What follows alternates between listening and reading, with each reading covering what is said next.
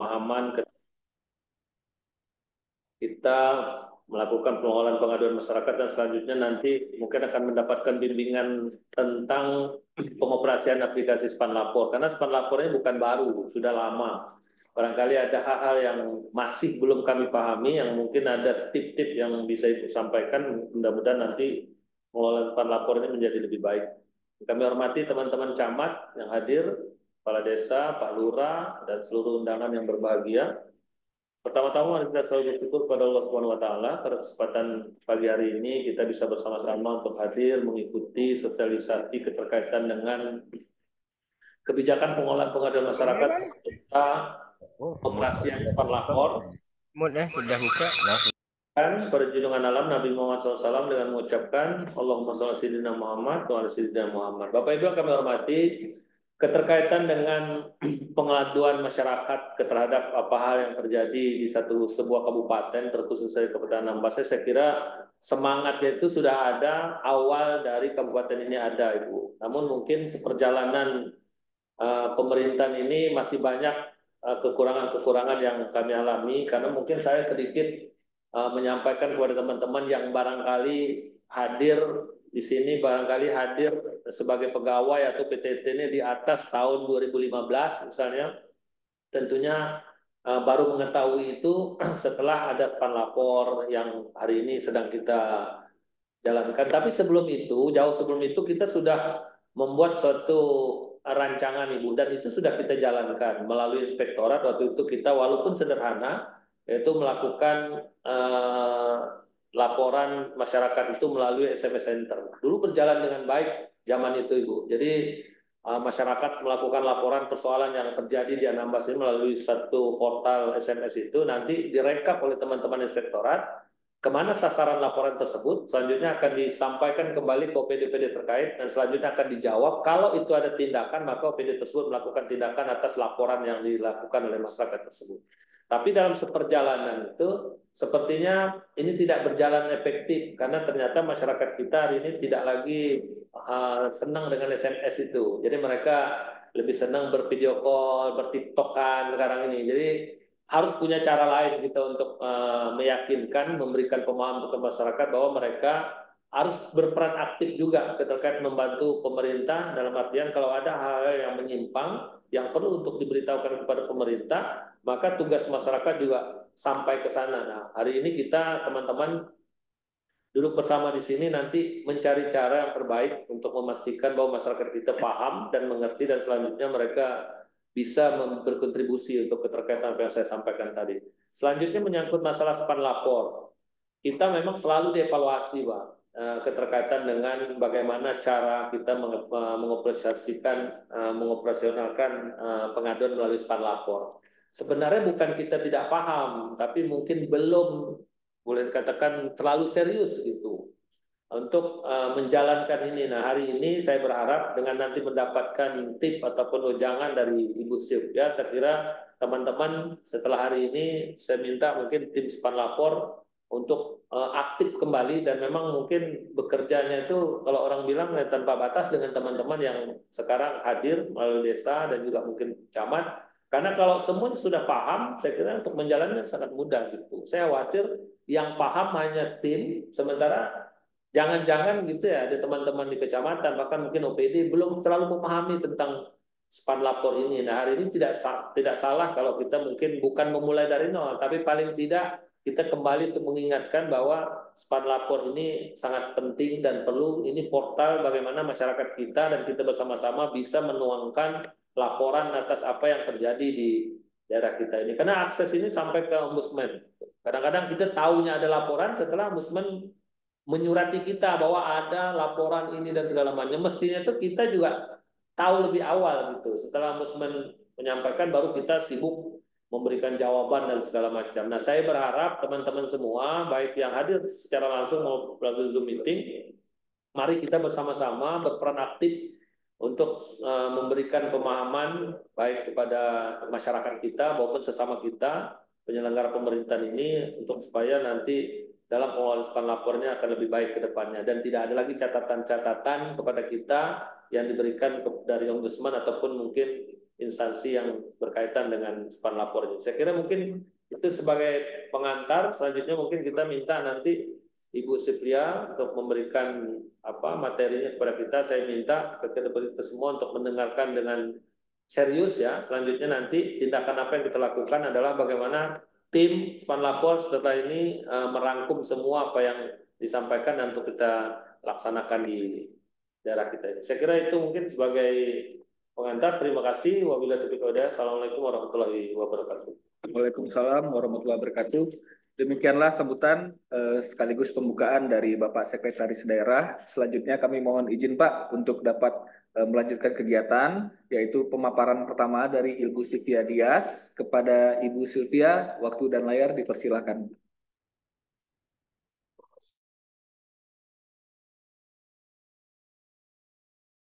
Baik, selamat pagi Bapak Ibu hadirin. Yang terhormat Pak Sekda, terima kasih sudah membuka kegiatan kita pada pagi hari ini Pak. Izin sebelum saya memulai materi, apakah suara saya sudah dapat terdengar dengan jelas Bapak Ibu?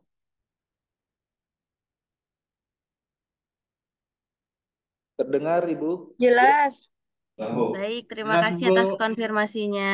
Baik, terima kasih Bapak atas konfirmasinya. Assalamualaikum warahmatullahi wabarakatuh. Shalom, Om Swastiastu, Namo Buddhaya, salam kebajikan untuk kita semua. Izin memperkenalkan diri Bapak Ibu, saya Sylvia. Saya ditugaskan di Deputi Pelayanan Publik di Kementerian Pan-RB, untuk tepatnya di Asisten Deputi Pemberdayaan Partisipasi Masyarakat. Nah, sebelumnya saya izin menyampaikan salam dari Pak Asdep untuk Pak Sekda. Izin Pak, sedianya tadi Pak Asdep ingin ikut serta dulu gitu ya untuk pembukaan. Namun karena kondisi kesehatan beliau kurang baik hari ini, sehingga dititipkan salamnya kepada saya seperti itu Pak. Baik, Bapak Ibu hadirin, senang sekali hari ini saya diberikan kesempatan untuk bertemu Bapak Ibu semua. Bukan hanya rekan-rekan yang ada di lingkup pemerintah Kabupaten Kepulauan Anambas ya, tapi juga tadi ada Pak Kades, ada Pak Camat, kemudian ada Kepala Puskesmas juga gitu ya. Tampaknya memang kesadaran terkait dengan pengelolaan pengaduan ini sudah sampai ke lingkup-lingkup masyarakat yang terkecil gitu. Nah, ini merupakan harapan kami juga sebetulnya Bapak Ibu, bahwa pengelolaan pengaduan ini sudah sampai kepada lingkup masyarakat yang memang betul-betul kecil gitu ya, sehingga lebih mudah juga untuk pengelolaannya. Nah, izin Bapak Ibu, tadi juga kita sudah mendengarkan ya dari Pak Sekda bahwa sebetulnya terkait dengan pengelolaan pengaduan ini sudah ada sebelumnya di Kabupaten Kepulauan Anambas, sehingga semoga materi yang saya sampaikan ini bukan lagi dianggap menjadi sebuah beban yang baru ya Bapak Ibu, tapi justru ini adalah cara yang baru gitu ya, kebaruan untuk pengelolaan pengaduan di lingkup Pemkab Kepulauan Anambas. Izin saya share screen.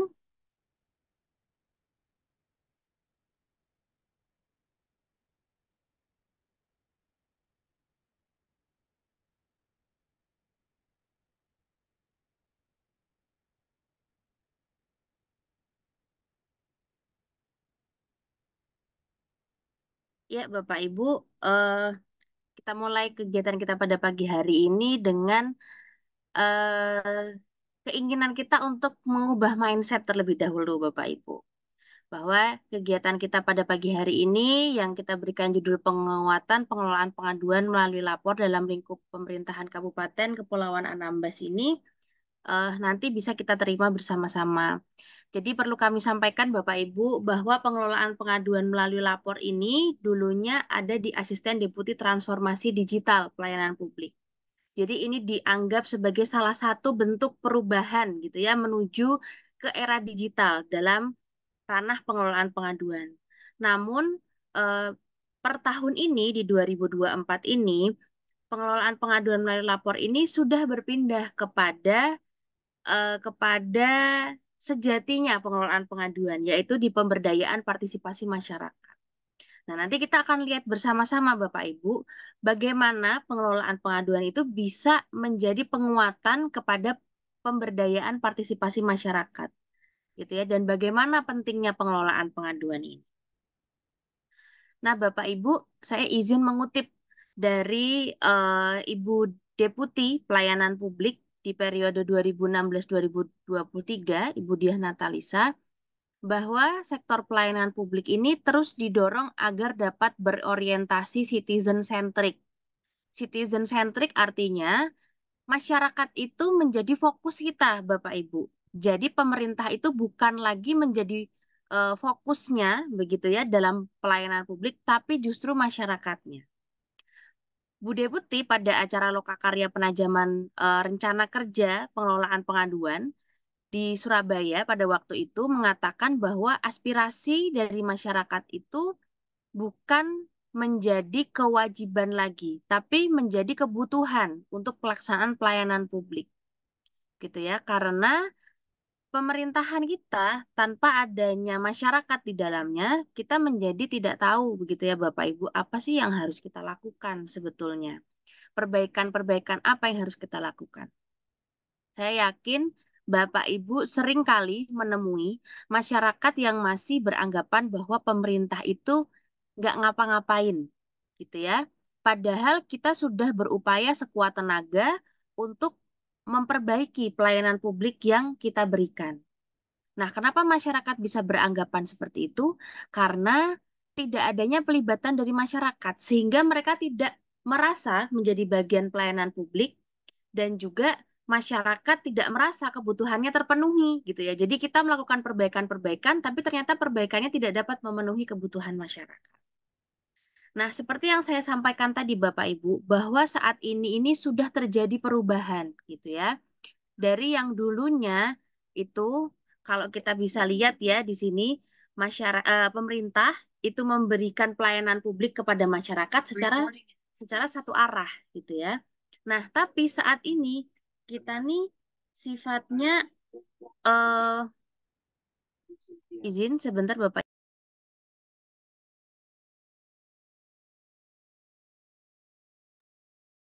Ya, izin saya lanjutkan. Nah, saat ini kita ini dengan masyarakat itu menciptakan value atau nilai gitu ya. Jadi kita bersama-sama nih dengan masyarakat untuk menciptakan pelayanan publik yang baik itu seperti apa sih gitu ya. Nah, sehingga ketika diberikan kepada masyarakat, masyarakat itu harus memberikan feedback juga untuk kita bersama-sama menciptakan value gitu ya.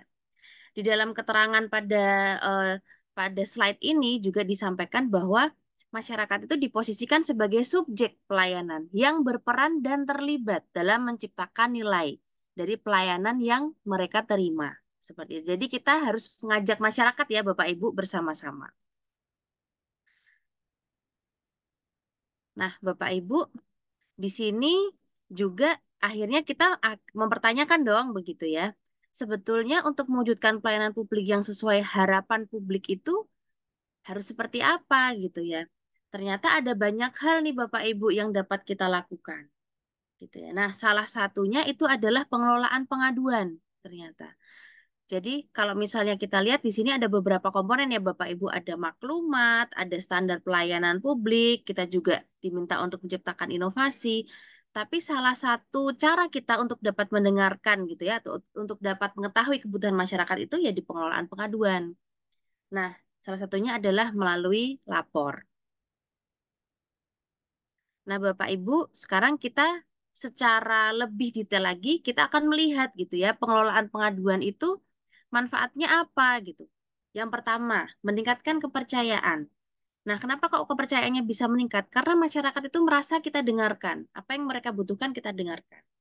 Kemudian yang kedua adalah peningkatan kualitas pelayanan. Jadi, kalau kita sudah dapat mendengarkan masyarakat, maka kualitas pelayanan kita akan meningkat karena yang kita berikan itu sesuai dengan kebutuhan mereka. Kemudian yang ketiga, ini adalah cara kita untuk menjadi transparan dan akuntabel di mata masyarakat. Seringkali kan sekarang kita mendengarkan bahwa pemerintah itu sudah tidak bisa lagi ada yang ditutup-tutupi gitu ya.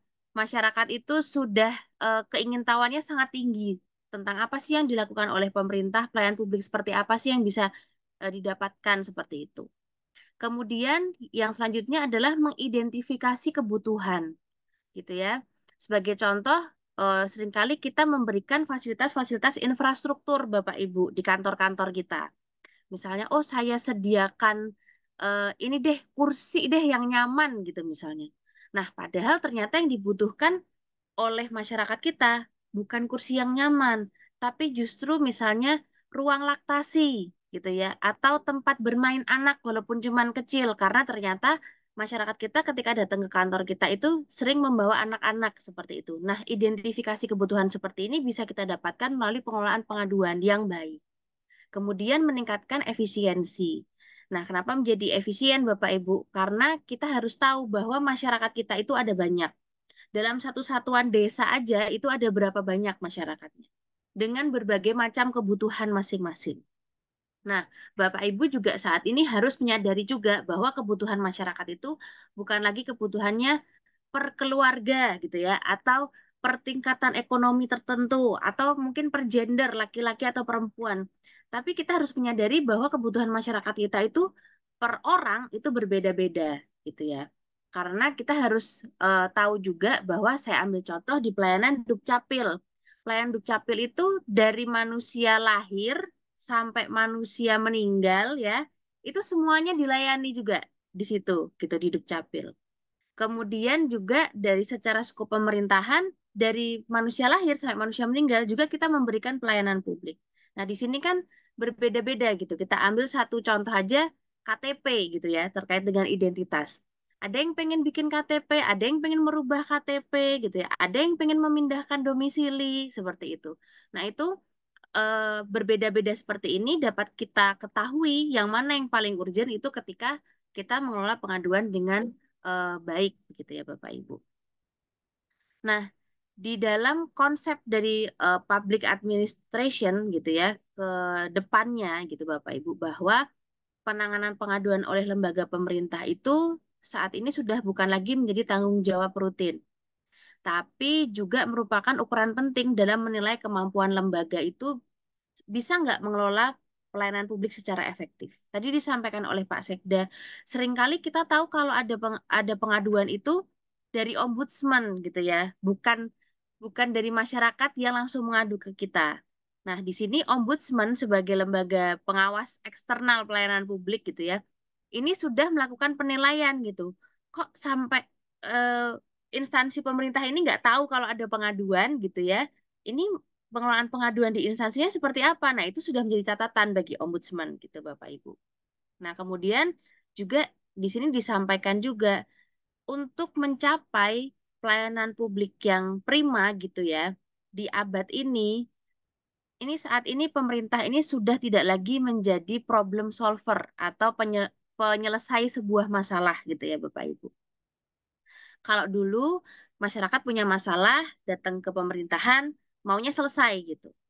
Nah, saat ini justru pemerintah itu harus mampu gitu ya mengambil peran sebagai enabler dalam pelibatan aktif masyarakat. Jadi kita tuh harus aktif mengajak masyarakat Bapak Ibu untuk menciptakan pelayanan publik yang prima itu seperti apa, ya.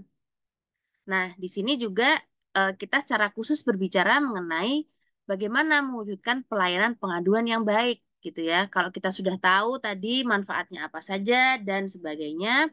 Nah, sekarang kita akan bedah satu persatu Bapak Ibu.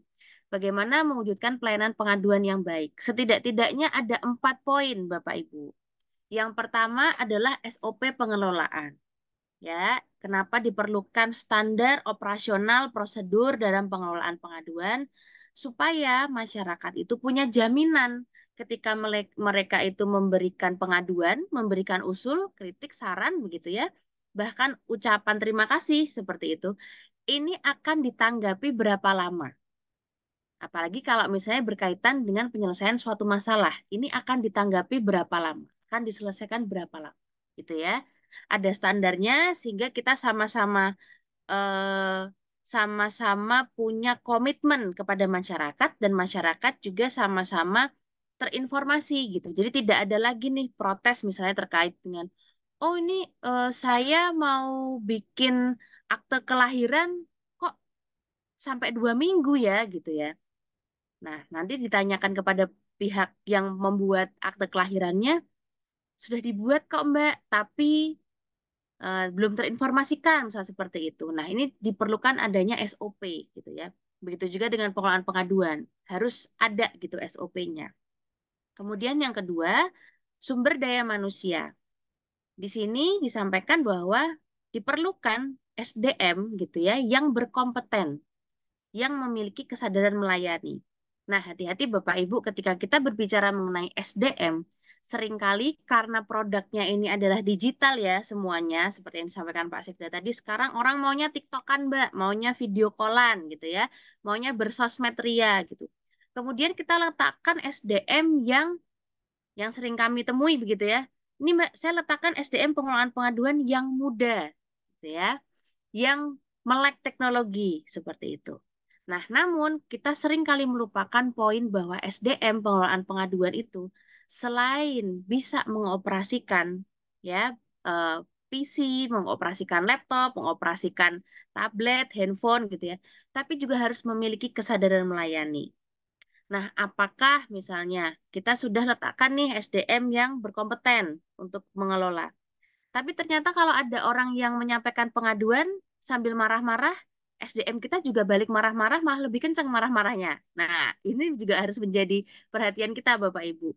Bahwa SDM yang memiliki kesadaran melayani itu sadar betul ketika ada pengaduan yang masuk gitu ya, ke dalam meja pengaduan, ke dalam saluran-saluran pengaduan, maka pengaduan ini dianggap sebagai suatu hal yang harus betul-betul didengarkan dan diselesaikan.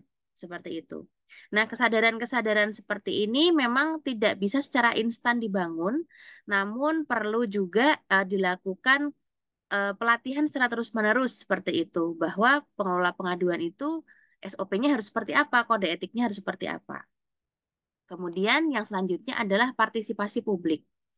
Nah, kalau berbicara tentang pengelolaan pengaduan, ketika kita sudah siap mengelola pengaduan, nah kita juga harus mengajak masyarakat untuk aktif berpartisipasi gitu ya Bapak Ibu. Kenapa kok demikian gitu? Karena ya kembali lagi kepada tadi bahwa kita bersama-sama menciptakan nilai di sini Bapak Ibu. Kalau kita sudah siap mengelola pengaduan tapi tidak ada masyarakat yang mengadu, kan sama aja seperti itu.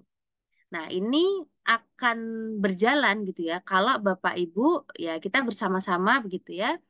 Ini juga mengenalkan saluran-saluran pengaduan kepada masyarakat, bisa melalui kegiatan-kegiatan yang Bapak Ibu berikan, bisa melalui penyuluhan, bisa ditempel di meja-meja pelayanan gitu ya, bahwa pemerintah di lingkup Kabupaten Kepulauan Anambas ini terbuka untuk bukan terbuka untuk diadukan ya, tapi terbuka untuk menerima kritik dan saran gitu ya. Nah, di sini perlu juga pemahaman kita bahwa ketika kita menerima pengaduan itu bukan berarti instansi kita jelek, Bapak Ibu gitu ya, sehingga kita tolak gitu pengaduannya, tapi lebih kepada ini adalah bentuk dari keterlibatan masyarakat untuk perbaikan kita. Nah, itu kita harus sadari bersama-sama. Kemudian yang terakhir adalah teknologi. Nah, di sini kita juga perlu berhati-hati Bapak Ibu karena seringkali kalau kita berbicara mengenai fasilitasi teknologi informasi, kemudian yang ada di dalam pikiran kita adalah bagaimana menyajikan begitu ya, bagaimana menyajikan barang-barang begitu ya, entah laptop, entah smartphone, entah tablet gitu, yang terbaru, yang tercanggih. Kita sudah pengadaan nih, yang terbaru, yang tercanggih itu. Nah, padahal sebetulnya masing-masing di antara kita yang saat ini mengoperasikan sosial media gitu ya, mengoperasikan smartphone, ini seharusnya dapat menggunakan apa yang kita punya untuk pengelolaan pengaduan. Kalau tadi dikatakan bahwa dulu punya SMS Center begitu ya, kemudian sudah tidak aktif, maka saat ini mungkin bisa diaktifkan yang namanya WhatsApp gitu ya. Atau kita bisa bersama-sama misalnya aktif di lapor.go.id ini, kemudian ketika ada laporan atau aduan yang masuk, kita inputkan ke dalam lapor.go.id ini. Seperti itu Bapak Ibu. Nah, kemudian ketika kita sudah tahu nih bagaimana mewujudkan pengelolaan pengaduan yang baik, maka kita juga perlu memperkuat yang namanya aspek kebijakan, ya Bapak Ibu. Di sini ada beberapa hal terkait dengan aspek kebijakan. Yang pertama, tentu saja menggunakan lapor sebagai aplikasi umum. Jadi, yang dimaksud dengan aplikasi umum ini, Bapak Ibu, ini adalah satu-satunya aplikasi pengelolaan pengaduan resmi milik pemerintah. Nah, ke depannya ketika Kementerian Kominfo nanti akan melakukan clearance atau pembersihan, maka aplikasi-aplikasi lain terkait dengan pengelolaan pengaduan ini akan dihapus, Bapak Ibu, karena sudah ada lapor sebagai aplikasi umum. Nah, kami juga menyarankan Bapak Ibu menggunakan lapor ini bukan hanya untuk mengolah pengaduan, tapi juga sebagai bank data, begitu ya. Jadi kalau Bapak Ibu sudah melakukan pengelolaan pengaduan di lingkup instansi masing-masing, di puskesmas, di desa, di kelurahan, gitu ya, nanti bisa diinputkan Bapak Ibu ke dalam aplikasi lapor ini, supaya nanti akan terbaca data statistiknya. Nah, terbacanya data statistik ini jadi kita bisa mengetahui, oh ternyata dalam tahun ini ada sekian puluh laporan.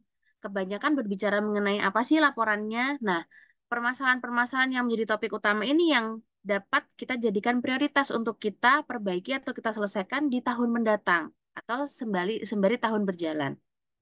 Kemudian yang kedua, diperlukan penyusunan dokumen rencana aksi. Nah, sini perlu kami sampaikan bahwa di Kabupaten Kepulauan Anambas untuk pengelolaan pengaduan ini belum memiliki dokumen rencana aksi.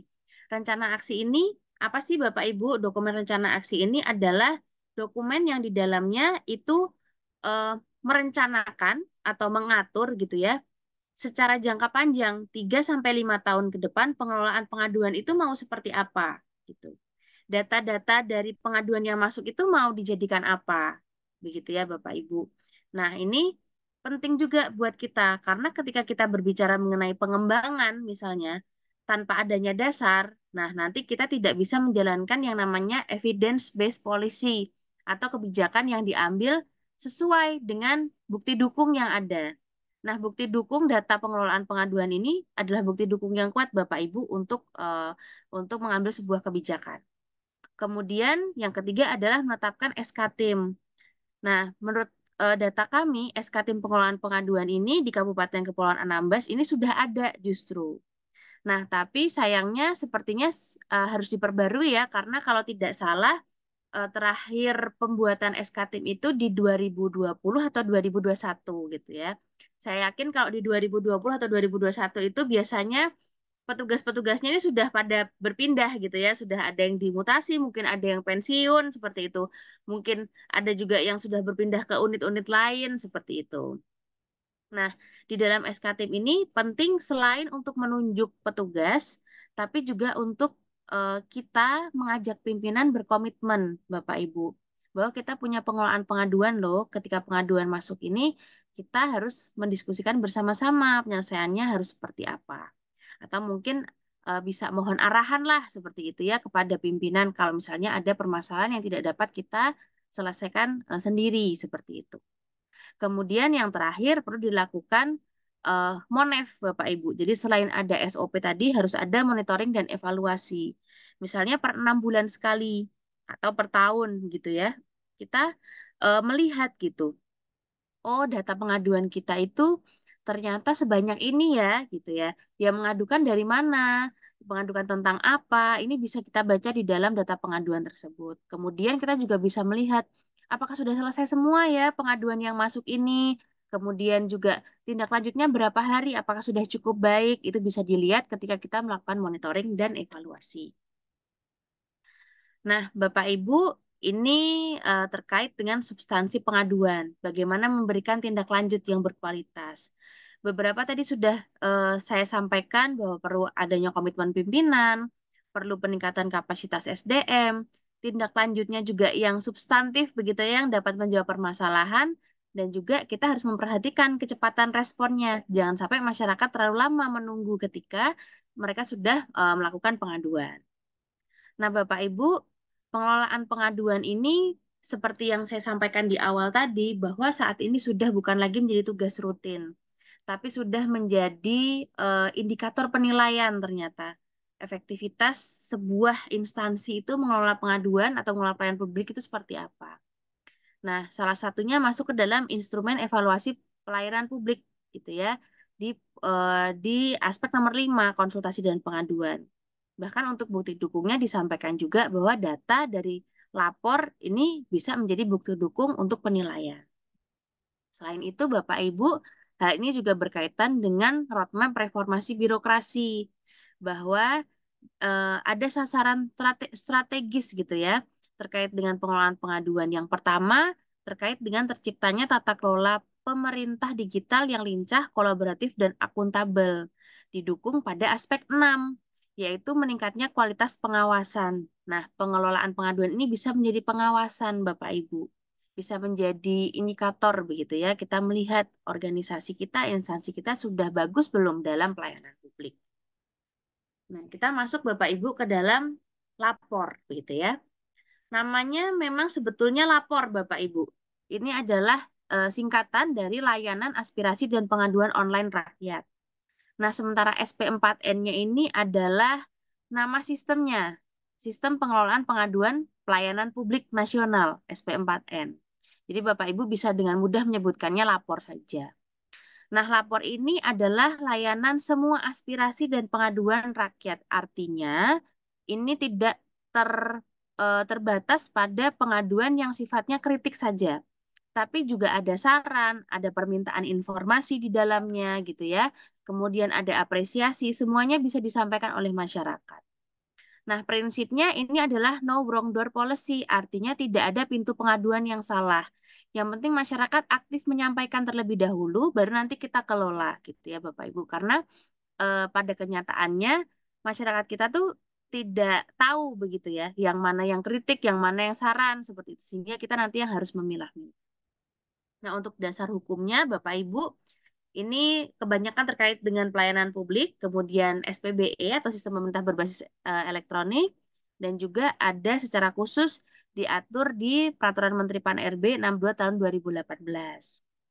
Nah, kita tidak sendirian Bapak Ibu dalam pengelolaan ini, dalam pengelolaan lapor ini. Kita bersama-sama dengan 4 kementerian lembaga yang lain. Jadi ada Kementerian Pan-RB sebagai pengelola harian dan admin nasional. Kemudian ada Kementerian Dalam Negeri yang akan melakukan monitoring dan evaluasi kepada pemerintah daerah. Kemudian ada Kominfo juga, Bapak Ibu, yang di sini mereka yang mengurus server secara teknologi, begitu ya, dan sebagainya. Kemudian kantor staf presiden, karena isu-isu yang masuk di dalam lapor ini biasanya juga sampai kepada meja Pak Presiden, gitu ya, dan menjadi isu yang menjadi perhatian Pak Presiden. Kemudian yang terakhir adalah ombudsman. Jadi ombudsman ini emang pengawas eksternal pelayanan publik. Nah, Bapak Ibu, ketika kita melakukan pengelolaan lapor, itu kan sudah ada batas-batas hari-harinya, sudah ada SOP-nya. Nah, ketika sudah melebihi dari SOP, terutama terkait dengan pengaduan yang berkadar pengawasan, maka ini akan diawasi juga oleh Ombudsman Republik Indonesia. Sudah sampai mana? Apakah sudah tertindaklanjuti dengan baik atau belum? Nah, saat ini Bapak Ibu, kita sudah terhubung dengan hampir seluruh kementerian, lembaga, dan pemerintah daerah, gitu ya. Sehingga dengan menggunakan lapor ini, lapor.go.id ini sebagai pengelolaan pengaduan, maka masyarakat kita bisa dengan leluasa, gitu ya, untuk memberikan pengaduan kepada instansi pemerintah di berbagai tingkatan. Nah, kita sebagai pengelola pengaduan juga leluasa untuk mengelola pengaduan ini bisa lintas instansi begitu ya. Kalau ini bukan wewenangnya dari Kabupaten Kepulauan Anambas, mungkin bisa dilemparkan gitu ya dengan fitur bukan wewenang kepada kabupaten lain, kepada provinsi lain, atau justru kepada kementerian kalau memang bukan wewenang untuk menyelesaikan. Nah, ini adalah alurnya Bapak Ibu gitu ya. Ini juga mungkin sekaligus menjawab gitu ya bagaimana mekanisme pengelolaan pengaduan melalui lapor ini.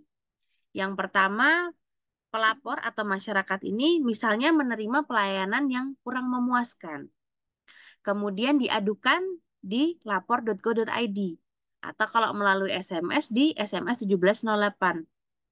Nah, walaupun masyarakat ini bisa menyampaikan pengaduan itu di lapor.go.id dan SMS 1708, namun secara keseluruhan pengelolaan adminnya itu ada di lapor.go.id Bapak Ibu. Kemudian selanjutnya, admin nasional yang akan menerima pengaduan ini Bapak Ibu. Nah, admin nasional ini melakukan verifikasi. Nah, verifikasi ini paling lama dilakukan 3 hari. Namun di admin nasional itu setiap hari ada admin yang memang bertugas, sehingga biasanya kurang dari 24 jam sudah dilakukan disposisi kepada admin instansi.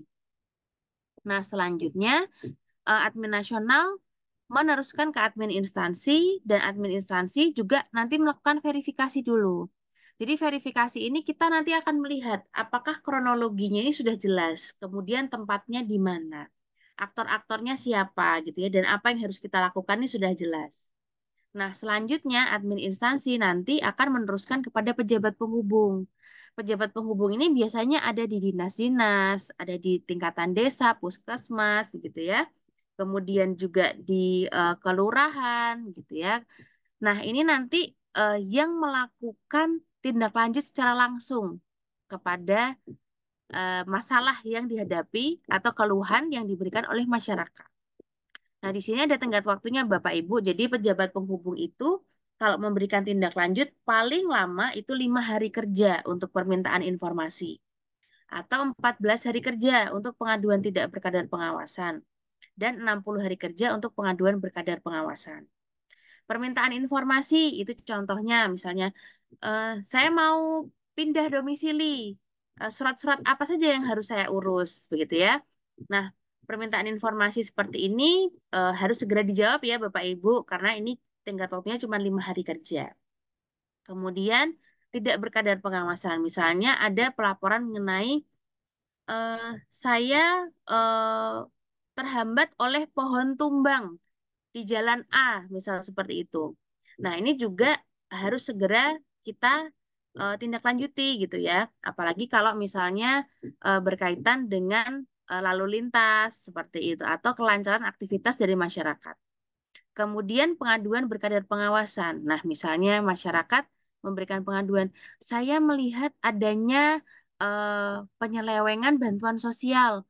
Harusnya diberikan kepada keluarga A, ternyata tidak diberikan, malah diberikan kepada keluarga C, misal seperti itu. Nah, ini juga nanti bisa dilaporkan oleh masyarakat. Nah, nanti pelapor ini atau masyarakat akan menerima tindak lanjut yang diberikan gitu ya. Nah, di dalam kolom tindak lanjut itu Bapak Ibu, nanti kita seperti halnya bermain sosmed sebetulnya. Kita bisa berbalas komentar dengan pelapor atau masyarakat. Misalnya masyarakatnya belum merasa puas, tapi saya kemarin melihat belum belum dipotong, Pak. Misalnya untuk dahan-dahan yang pohonnya tumbang kemarin gitu. Nah, itu nanti bisa berbalas komentar di situ supaya masalah yang dialami nanti bisa clear seperti itu, bisa selesai. Nah, Bapak Ibu, mungkin tadi setelah melihat mekanismenya seperti apa, nah mungkin ada pertanyaan juga. Jadi sebenarnya ada berapa banyak admin begitu ya? Kalau secara tingkatan kita cuma ada 3 tingkatan admin, Bapak Ibu. Admin nasional itu di Kementerian Pan-RB, kemudian admin instansi itu ada di Humas, Pelayanan Publik atau Inspektorat, biasanya ada di Dinas Kominfo, begitu ya Bapak Ibu, di cakupan kabupaten, kota, dan provinsi admin instansi ini. Kemudian pejabat penghubung itu adalah unit-unit atau instansi atau cakupan-cakupan yang lebih kecil yang ada di bawah kabupaten, kota, maupun provinsi. Nah, tugas-tugasnya tadi juga sudah saya sampaikan di mekanisme tadi Bapak Ibu bahwa untuk admin nasional dan admin instansi itu yang paling penting adalah kita harus mampu untuk memverifikasi laporannya sudah sesuai belum kronologinya, aktornya siapa, tempatnya di mana, sudah jelas atau belum laporannya, baru nanti kita dapat disposisikan kepada pejabat penghubung yang nanti dapat memberikan tindak lanjut secara langsung. Nah, ini lebih kepada pengingat Bapak Ibu, gitu ya. Apa-apa saja sih yang harus dilakukan oleh admin instansi, gitu ya. Yang pertama harus memantau tindak lanjut penyelesaian. Dipantau sampai nanti pelapornya merasa puas atau laporannya tertutup. Kemudian yang kedua adalah melaporkan kinerja pengelolaan pengaduan kepada penanggung jawab. Jadi misalnya kepada Pak Sekda atau kepada Pak Kadis itu harus dilaporkan. Pak, dalam 6 bulan ini kita punya laporan misalnya sekian puluh. Kebanyakan terkait dengan topik infrastruktur jalan, misalnya seperti itu. Itu harus juga dilaporkan. Kemudian melakukan evaluasi kinerja. Apakah admin-adminnya sudah cukup cepat begitu ya? Dan juga mengkoordinir pejabat penghubung. Nah, selanjutnya pejabat penghubung. Pejabat penghubung ini yang bersentuhan langsung begitu ya dengan pelapor. Jadi selain melakukan respon awal dan jawaban atas tindak lanjut di aplikasinya, juga mengkomunikasikan kepada admin instansi atau organisasi untuk ditindaklanjuti. Kemudian memantau tindak lanjut pengaduan, berkoordinasi untuk penyelesaian pengaduan, dan status-status penyelesaian pengaduannya itu juga diberikan informasinya kepada admin instansi. Sehingga tidak ada laporan yang nyangkut begitu ya, yang berhenti di tengah jalan penyelesaiannya. Nah, Bapak Ibu, di dalam pengelolaan pengaduan, khususnya di pemerintah daerah, ini ada yang dinamakan dengan simpul koordinasi, gitu ya. Simpul koordinasi ini kebanyakan yang menjalankan kalau di tingkat pusat itu dari Kementerian Dalam Negeri, di mana di dalamnya itu nanti Kementerian Dalam Negeri akan berkoordinasi dengan provinsi dan provinsi akan berkoordinasi dengan kabupaten dan kota. Nah, dukungannya itu seperti apa? Yang pertama itu untuk melakukan koordinasi, pemantauan, dan evaluasi. Kemudian untuk melakukan sosialisasi dan juga untuk pelaporan. Nah, kemudian kita pasti setelah melihat tadi ya berbagai pihak-pihak yang terlibat gitu ya. Lalu sebetulnya leadingnya ada di mana? Yang paling utama untuk mengelola itu ada di mana? Begitu ya. Nah, kita punya 3 bagian ini Bapak Ibu untuk bersama-sama berkolaborasi. Yang pertama itu ada di biro atau bagian organisasi. Bagian organisasi itu harus memastikan unit kerja itu dapat terhubung dan adminnya aktif. Kalau terhubung mungkin sudah ada akunnya gitu ya. Tapi kapan terakhir kali dilihat itu juga harus dicek Bapak Ibu. Kemudian yang kedua adalah Dinas Kominfo. Nah, ini adalah leading sektornya karena biasanya admin instansi itu letaknya ada di Dinas Kominfo untuk memverifikasi aduan. Nah, selanjutnya ada di inspektorat juga. Nah, inspektorat ini mengapa perannya penting ya Bapak Ibu? Karena di dalam lapor ini seringkali juga kita temukan misalnya ASN yang mengadukan atasannya, ASN yang mengadukan rekan kerjanya. Nah, ini harus dilakukan pengawasan terhadap pengaduan-pengaduan yang seperti ini karena sifatnya internal. Jangan sampai pengaduan-pengaduan yang eksternal yang dari masyarakat ini selesai, tapi pengaduan-pengaduan internal yang terkait dengan kinerja sesama ASN gitu ya, terkait dengan kode etik sama ASN, ini justru berhenti di tengah jalan karena ada intervensi. Nah, maka dari itu inspektorat di sini peranannya penting, Bapak Ibu itu. Jangan sampai pula misalnya aduan-aduan yang sifatnya dalam tanda kutip ringan ya Bapak Ibu, misalnya adanya kerusakan infrastruktur itu kan bisa langsung diperbaiki seperti itu. Nah, itu bisa terselesaikan dengan baik, tapi justru aduan-aduan masyarakat misalnya terkait dengan penyelewengan bantuan sosial dan sebagainya, itu justru berhenti di tengah jalan karena adanya intervensi. Seperti itu. Adanya dalam tanda kutip gangguan untuk diselesaikan. Sehingga kami mohon dari Kabupaten Kepulauan Anambas, dari Biro Organisasi, Dinas Kominfo, dan Inspektorat, ini bersama-sama kompak dulu sebagai admin instansi. Baru nanti kita bersama-sama dengan pejabat penghubung, pengelolaan pengaduan ini sampai kepada masyarakat itu selesainya seperti apa, itu nanti dapat dirundingkan bersama-sama. Nah, sekarang kita berbicara terkait dengan kode etiknya, Bapak Ibu. Kalau kita lihat di slide ini, dari sisi kewajiban dan larangan, gitu ya, ini tidak ada yang bertambah dari tahun ke tahun, gitu ya, Bapak Ibu. Nah, di sini kewajibannya tentu saja ketika ada pengaduan yang sifatnya manual, misalnya disampaikan secara lisan, itu diinput ke dalam sistem lapor. Kemudian koordinasi antar pengelola. Kemudian data dukung itu dimintakan kepada pelapor kalau memang dibutuhkan. Kemudian juga kita harus memastikan pengaduannya itu tuntas sesuai dengan jangka waktu penyelesaian. Kemudian yang terakhir adalah kita harus berkomitmen, Bapak Ibu. Komitmennya itu adalah yang itu pertama dan utama sih ini sebetulnya. Itu adalah menjaga kerahasiaan pertama informasi pelapor. Kedua data dukungnya. Biasanya ada dokumen-dokumen gitu ya. Dan isi laporannya. Karena ketika kita berbicara mengenai pengelolaan pengaduan, apalagi sudah tersistem Bapak Ibu, itu ada fitur yang namanya anonim dan rahasia. Jadi pelapor itu memiliki hak untuk merahasiakan identitasnya. Kalau misalnya dalam proses penyelesaian dari pengaduan tersebut itu membutuhkan data, maka kita perlu meminta kepada pelapor. Jadi atas kesediaan pelapornya gitu ya untuk memberikan data. Kemudian larangan. Larangannya ini yang utama ada 4 Bapak Ibu. Yang pertama adalah menghentikan proses pengaduan. Karena biasanya kalau terutama ini di aduan-aduan yang sifatnya internal. Kita berhentikan aja deh, kita selesaikan secara kekeluargaan misalnya seperti itu. Namun hal ini dilarang Bapak Ibu dalam pengelolaan pengaduan. Ini tetap harus berlanjut gitu ya. Walaupun sudah diselesaikan secara kekeluargaan, namun di dalam sistem ini tetap harus kita update penyelesaiannya seperti apa. Kemudian menyebarluaskan identitas pelapor, menyebarluaskan informasi dan dokumen. Dan yang keempat, memanfaatkan informasi yang diperoleh untuk kepentingan lain selain penyelesaian pengaduan. Misalnya, lagi-lagi ini biasanya ada di aduan-aduan yang sifatnya berkadar pengawasan. Ada pengaduan misalnya terkait dengan penyelewengan bansos itu tadi, misalnya Bapak Ibu.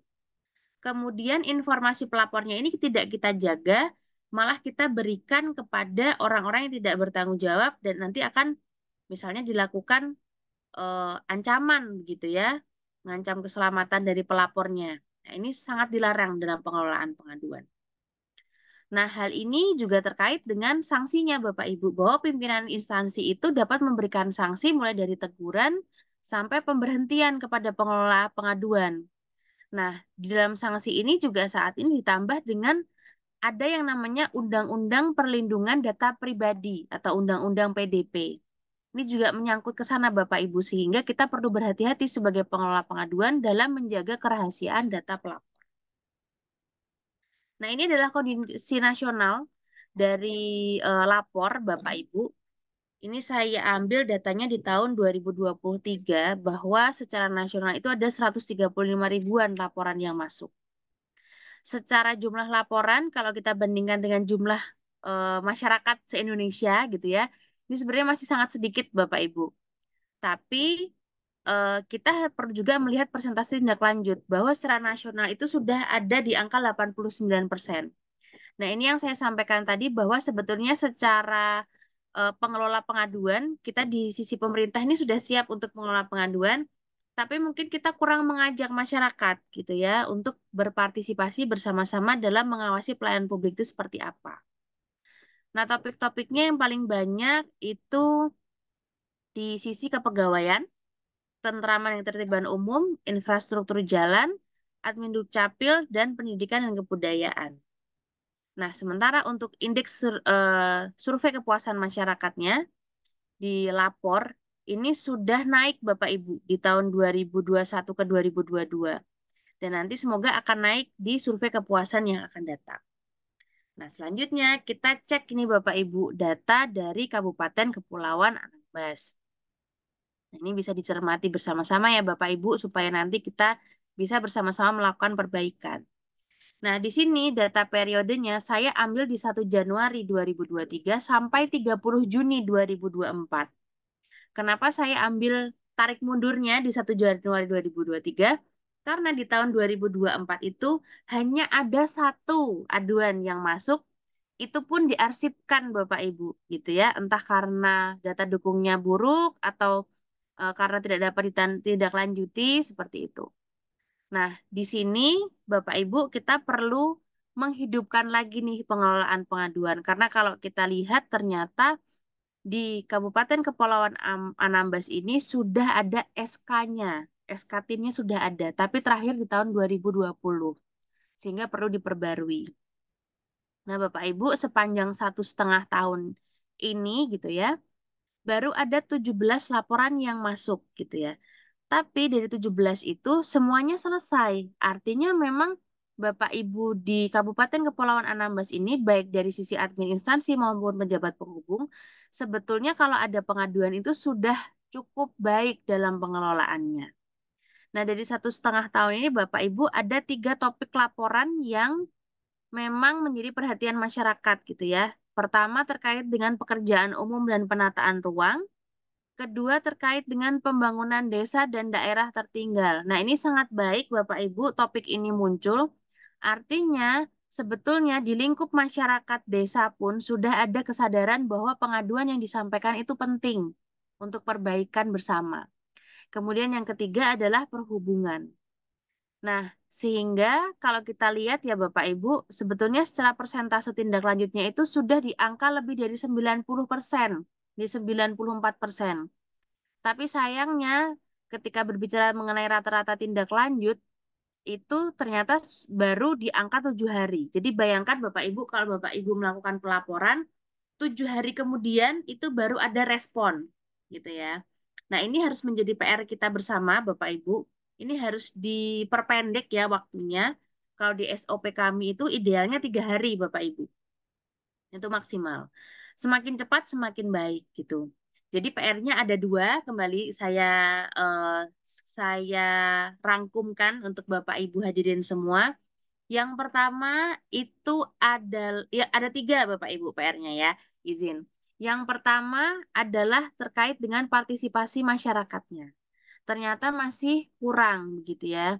Jadi kita perlu mengajak masyarakat untuk ayo kalau ada keluhan, ada kritik, saran, permohonan informasi, gitu ya, apapun yang mau disampaikan silahkan disampaikan di lapor.go.id. Atau bisa juga untuk meningkatkan jumlah aduannya, maka aduan-aduan yang disampaikan secara lisan atau melalui saluran-saluran lain, misalnya melalui WhatsApp atau melalui telepon, itu bisa diinput ke dalam lapor.go.id, gitu ya. Terkait dengan partisipasi masyarakat, ini perlu ditingkatkan. Kemudian yang kedua, rata-rata tindak lanjut hariannya, ya. Nah, ini kita harus memperpendek lagi. Kalau bisa setiap ada aduan kita langsung respon, gitu ya Bapak Ibu. Sehingga pengelolaan pengaduan ini jangan sampai nantinya hanya dibuka seminggu sekali, tapi harusnya setiap hari dicek gitu ya. Misal tiap pagi Bapak Ibu cek, oh ada aduan, tindak lanjuti dulu. Oh tidak ada aduan, oke. Mungkin nanti siang dicek lagi seperti itu. Nah, kemudian yang ketiga adalah dokumen rencana aksi. Nah, rencana aksi ini artinya Bapak Ibu sudah merencanakan pengelolaan pengaduan itu ke depannya akan seperti apa. Rencananya mau dibuka saluran-saluran pengaduan yang seperti apa, kemudian juga apakah akan dilakukan pelatihan pada SDM-nya itu yang seperti apa, begitu ya Bapak Ibu, itu tertuang dalam rencana aksi. Nah, Bapak Ibu, kalau kita dari sisi admin gitu ya, kami mendata bahwa sudah ada 56 akun pejabat penghubung yang sudah terhubung. Di sini saya melihat bahwa dari sisi pemerintah tingkatan desa gitu ya, kemudian kelurahan, kemudian juga dari dinas-dinas itu hampir semuanya terhubung gitu. Namun sayangnya ini data yang saya ambil ya Bapak Ibu, ternyata yang aktif itu baru dari instansi-instansi ini gitu. Ini pun ada yang terakhir dibukanya di 2023 gitu ya. Yang dibuka di 2024 itu yang cukup aktif untuk mengecek ada di BKPSDM, Inspektorat, Badan Penelitian Pengembangan Perencanaan Daerah, RSUD Palmatak, Diskominfo, dan admin instansinya, Bapak Ibu. Kalau untuk yang lain, kebanyakan dibuka di 2023 terakhir gitu ya. Sehingga ini kita harus bersama-sama nih nanti berkomitmen untuk ngecek lagi, membuka-buka lagi gitu ya Bapak Ibu. Apakah masih ada aduan-aduan yang nyangkut di instansi Bapak Ibu. Atau justru akunnya sudah tidak bisa dibuka lagi karena sudah lupa passwordnya dan sebagainya. Nanti kita cek bersama-sama Bapak Ibu. Nah Bapak Ibu, terkait dengan hal tersebut begitu ya, terkait dengan statistik tersebut, gunanya apa sebetulnya? Nah, sebetulnya pemanfaatan data pengelolaan pengaduan itu menjadi dasar perbaikan pelayanan publik melalui penyusunan kebijakan atau yang sering kita dengar dengan nama evidence based policy gitu ya. Jadi di masa saat ini Bapak Ibu, kita sebagai pihak pemerintah itu dalam mengambil kebijakan, keputusan itu sudah tidak bisa lagi yang modelnya saya pengen memperbaiki ini gitu. Atas dasar keinginan kita, itu sudah tidak bisa lagi. Tapi harus berdasarkan bukti dukung yang ada gitu ya. Harus berdasarkan kebutuhan masyarakat yang kita baca melalui data-data pengelolaan pengaduan seperti ini gitu. Nah, data-data ini Bapak Ibu dapat lihat itu ya di menu statistik dan menu reporting di dalam lapor.go.id. Ini akan terlihat semua mulai dari laporan-laporan yang detail sampai kepada yang bentuknya sudah grafik seperti tadi. Nah, setelah adanya data pengaduan itu, kita juga dapat melaksanakan yang namanya forum konsultasi publik, Bapak Ibu. Nah, forum konsultasi publik ini adalah kegiatan dialog atau diskusi untuk membahas perbaikan kebijakan, penerapan kebijakan gitu ya, dan lain-lain gitu ya Bapak Ibu. Nah, ini data-datanya atau tema-tema dari forum konsultasi publik ini dapat kita dapatkan di data pengelolaan pengaduan. Nah, kemudian tadi yang masih menjadi PR juga adalah terkait dengan peningkatan partisipasi masyarakat. Nah, gimana sih caranya mengajak masyarakat gitu ya untuk ikut terlibat? Kita bisa memanfaatkan apa yang ada. Yang pertama, kalau ada media sosial, mulai bisa diposting bahwa kalau mau mengadu silahkan ke lapor.go.id misalnya.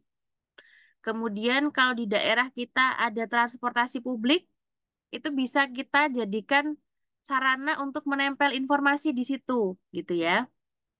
Saya ambil contoh di Banjarmasin, itu di perahu-perahu itu ada informasi gitu ya terkait dengan lapor.go.id karena di sana cukup aktif masyarakat dengan pasar airnya gitu ya, pasar apungnya. Kemudian juga di media-media konvensional, misalnya di billboard, banner gitu ya, atau di TV-TV pelayanan publik yang kita punya. Atau bisa juga menempel di acara-acara yang kita buat, Bapak Ibu. Misalnya ulang tahun Kepulauan Anambas, atau ada festival-festival yang sifatnya pariwisata. Itu bisa juga disampaikan di sana. Nah, Bapak Ibu, ke depannya lapor.go.id ini juga akan masuk ke dalam portal pelayanan publik yang akan disatukan secara nasional oleh pemerintah. Sebelumnya kita mendengar bahwa pemerintah sudah meresmikan yang namanya INA Digital, gitu ya, atau GovTech. Nah, pengelolaan pengaduan melalui lapor ini juga masuk di dalamnya, sehingga ketika Bapak Ibu saat ini sudah mulai untuk mengelola pengaduan melalui lapor, maka akan sangat baik Bapak Ibu, sehingga tidak ketinggalan gitu ya dari perkembangan digital yang sudah ada. Nah, demikian Bapak Ibu yang dapat saya sampaikan terkait dengan paparan umum gitu dulu gitu ya, terkait dengan pengelolaan pengaduan. Mungkin selanjutnya saya kembalikan kepada moderator dan Bapak Ibu yang ada di Kabupaten Kepulauan Anambas untuk nanti kita dapat berdiskusi bersama. Karena kalau misalnya saya menjawab pertanyaan, mungkin saya terkadang tidak paham secara detail konteksnya gitu Bapak Ibu, karena kita perlu menyadari bahwa pengelolaan pengaduan di masing-masing daerah dan masing-masing instansi itu biasanya konteksnya berbeda-beda sehingga nanti kita akan lebih baik untuk berdiskusi bersama. Demikian yang dapat saya sampaikan. Terima kasih, saya kembalikan kepada moderator. Baik, Bu, sebelum mungkin nanti teman-teman yang lain mungkin akan menyampaikan atau menyampaikan pertanyaan kepada Ibu, mungkin ada sedikit saya pengen sampaikan. Memang akhir-akhir ini, Bu, karena memang kami di pemerintah daerah ini tuh sudah membuka akses sampai ke kecamatan dan desa, Bu, keterkaitan dengan bagaimana kecamatan dan desa itu tanggap dengan permasalahan yang terjadi di masyarakat kita, gitu. Nah, kami melihat data keinginan atau laporan masyarakat menjadi rendah dan kurang itu faktor itu, Ibu. Jadi mereka tuh lebih hari ini instan itu melaporkan sesuatu tuh ke desa, kadang-kadang ke kecamatan. Nah, kita mendapat itu laporan di grup camat. Misalnya saya kasih contoh, Pak Sekda, ini tapi bukan melalui surat, tapi Pak Camat menyampaikan hasil hari ini bahwa ada masyarakat kita mengalami ini dan melaporkan ini, tapi sudah kami tindak lanjuti gitu. Jadi seperti itu juga terjadi di tempat kita ini, Bu. Jadi hampir seluruh kecamatan itu kita hari ini mereka punya aksi terhadap masyarakatnya itu baik melalui penyelesaian masalah yang terjadi di desa maupun ada agenda-agenda khusus mereka dengan masyarakat. Jadi kami ini di Anambas, mungkin Ibu mungkin sudah mendengar juga bahwa Anambas ini agak berbeda dengan daerah-daerah lain. Jadi kita ini, kami sekarang duduk di ibu kota. Itu hanya sebagian kecil masyarakat, mungkin sekitar 50% ya kalau terempak ya. Keseluruhannya itu hampir 50%. Selebihnya itu ada di pulau-pulau yang memang secara akses, mungkin mereka mau melaporkan sesuatu itu kalau memang niatnya memang udah fokus ke situ, mungkin dia akan datang ke sini. Tapi kalau tidak agak rumit, maka mereka lebih cenderung melaporkan ke kecamatan atau ke desa gitu. Nah, akhirnya rentang waktu sampai ke kita tuh berjeda. Nah, makanya kami mempunyai grup kayak WA dengan camat khusus gitu. Dan itu kita punya grup dengan desa. Jadi nanti laporan ke situ sampai, kalau yang belum biasanya kita menyampaikan ke OPD itu ada laporan menurut camat ada terjadi misalnya seperti Ibu sampaikan tadi sering terjadi Bu, kelangkaan air misalnya. Nah, nanti kita sampaikan ke dinas terkaitnya. Nah, jadi waktu mereka untuk menindaklanjut itu memang ada jeda waktu lah. Itu yang pertama. Tapi kami hari ini setelah Ibu menyampaikan tadi itu mulai kepikiran bagaimana tim kami di sini memang harus betul-betul aktif dan memang kerjasama antar tiga instansi tadi disebutkan itu betul-betul harus efektif. Kalau tidak, saya kira ini jadi masalah dan akan terus berlanjut permasalahan keterlambatan itu. Saya mau sampaikan Ibu, contohnya begini Ibu, ketika ada laporan, kalau dia sampai ke kita, saya pastikan itu 1 hari 2 hari pasti akan ditindaklanjuti. Nah, kadang-kadang laporan itu sampai kita tidak tahu gitu. Kadang-kadang OPD menganggap itu hal biasa aja. Nah, akhirnya mereka membuat jeda waktu, bisa saja bahkan mungkin bisa lebih dari seminggu. Bahkan yang Ibu sampaikan tadi, mereka buka itu aja tidak kadang-kadang. Nah, itu yang hari ini menjadi PR kami untuk memastikan setiap hari mestinya portalnya harus mereka buka. Jadi lihat gitu ada laporan atau tidak. Kalau perlu update gitu. Maka saya terima kasih hari ini bisa hadir di sini dan mendapatkan apa informasi yang itu sampaikan tadi. Mungkin setelah ini kami akan melakukan rapat khusus gitu Bu di kita pemerintah karena ini harus semuanya aktif. Jadi OPD juga harus aktif. Kalau tidak kita jadi rumitnya. Berharap nanti laporan selanjutnya nilainya sudah nggak seperti ini dan Ibu akan memberikan tanggapan bahwa ternyata Anambas progresnya sangat cepat gitu dalam rangka menindaklanjuti permasalahan yang kita bahas pada hari ini. Itu yang kedua ya.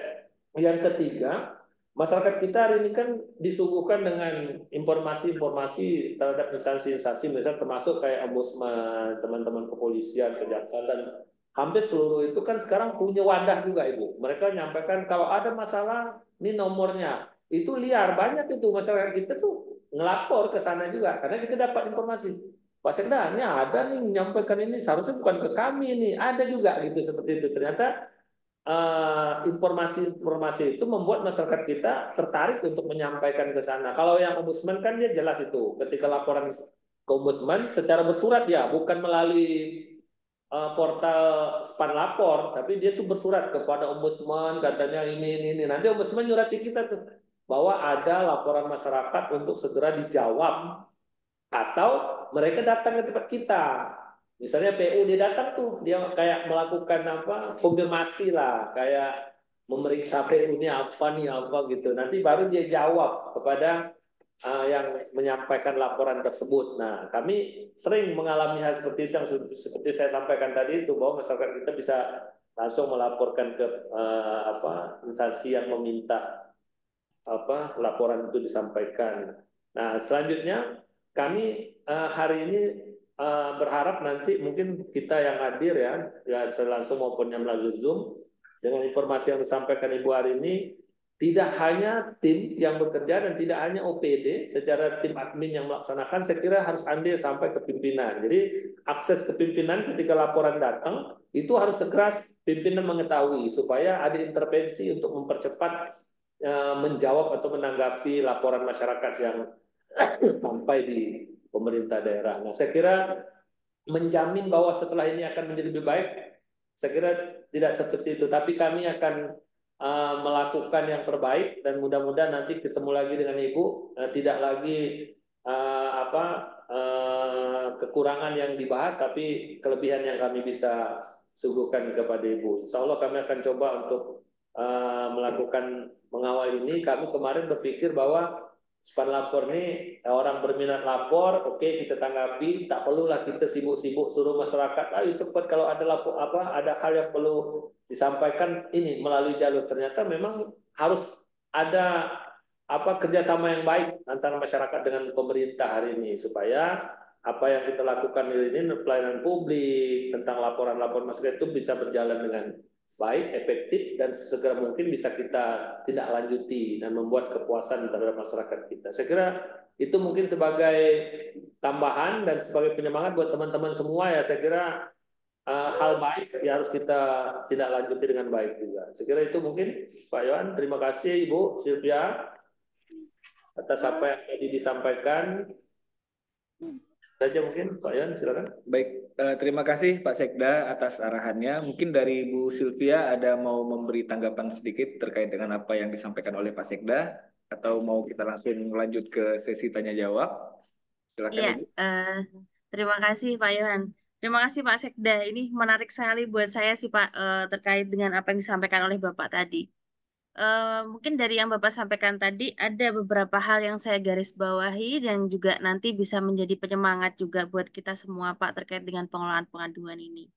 Yang pertama mungkin di sini perlu saya sampaikan juga bahwa eh, terkadang kita ini sudah berkomitmen gitu ya mengikuti acara dan pelatihan seperti ini, tapi mindset kita belum berubah seperti itu Pak. Banyak di antara kita gitu ya, terutama juga bahkan ini juga tidak hanya dirasakan oleh admin instansi dan pejabat penghubung, tapi juga kami di admin nasional bahwa ada rasa-rasa enggan ketika kita berhadapan dengan yang namanya pengaduan gitu ya. Karena pengaduan dari masyarakat ini beragam dan biasanya kita menerima itu dengan konotasi yang negatif seperti itu.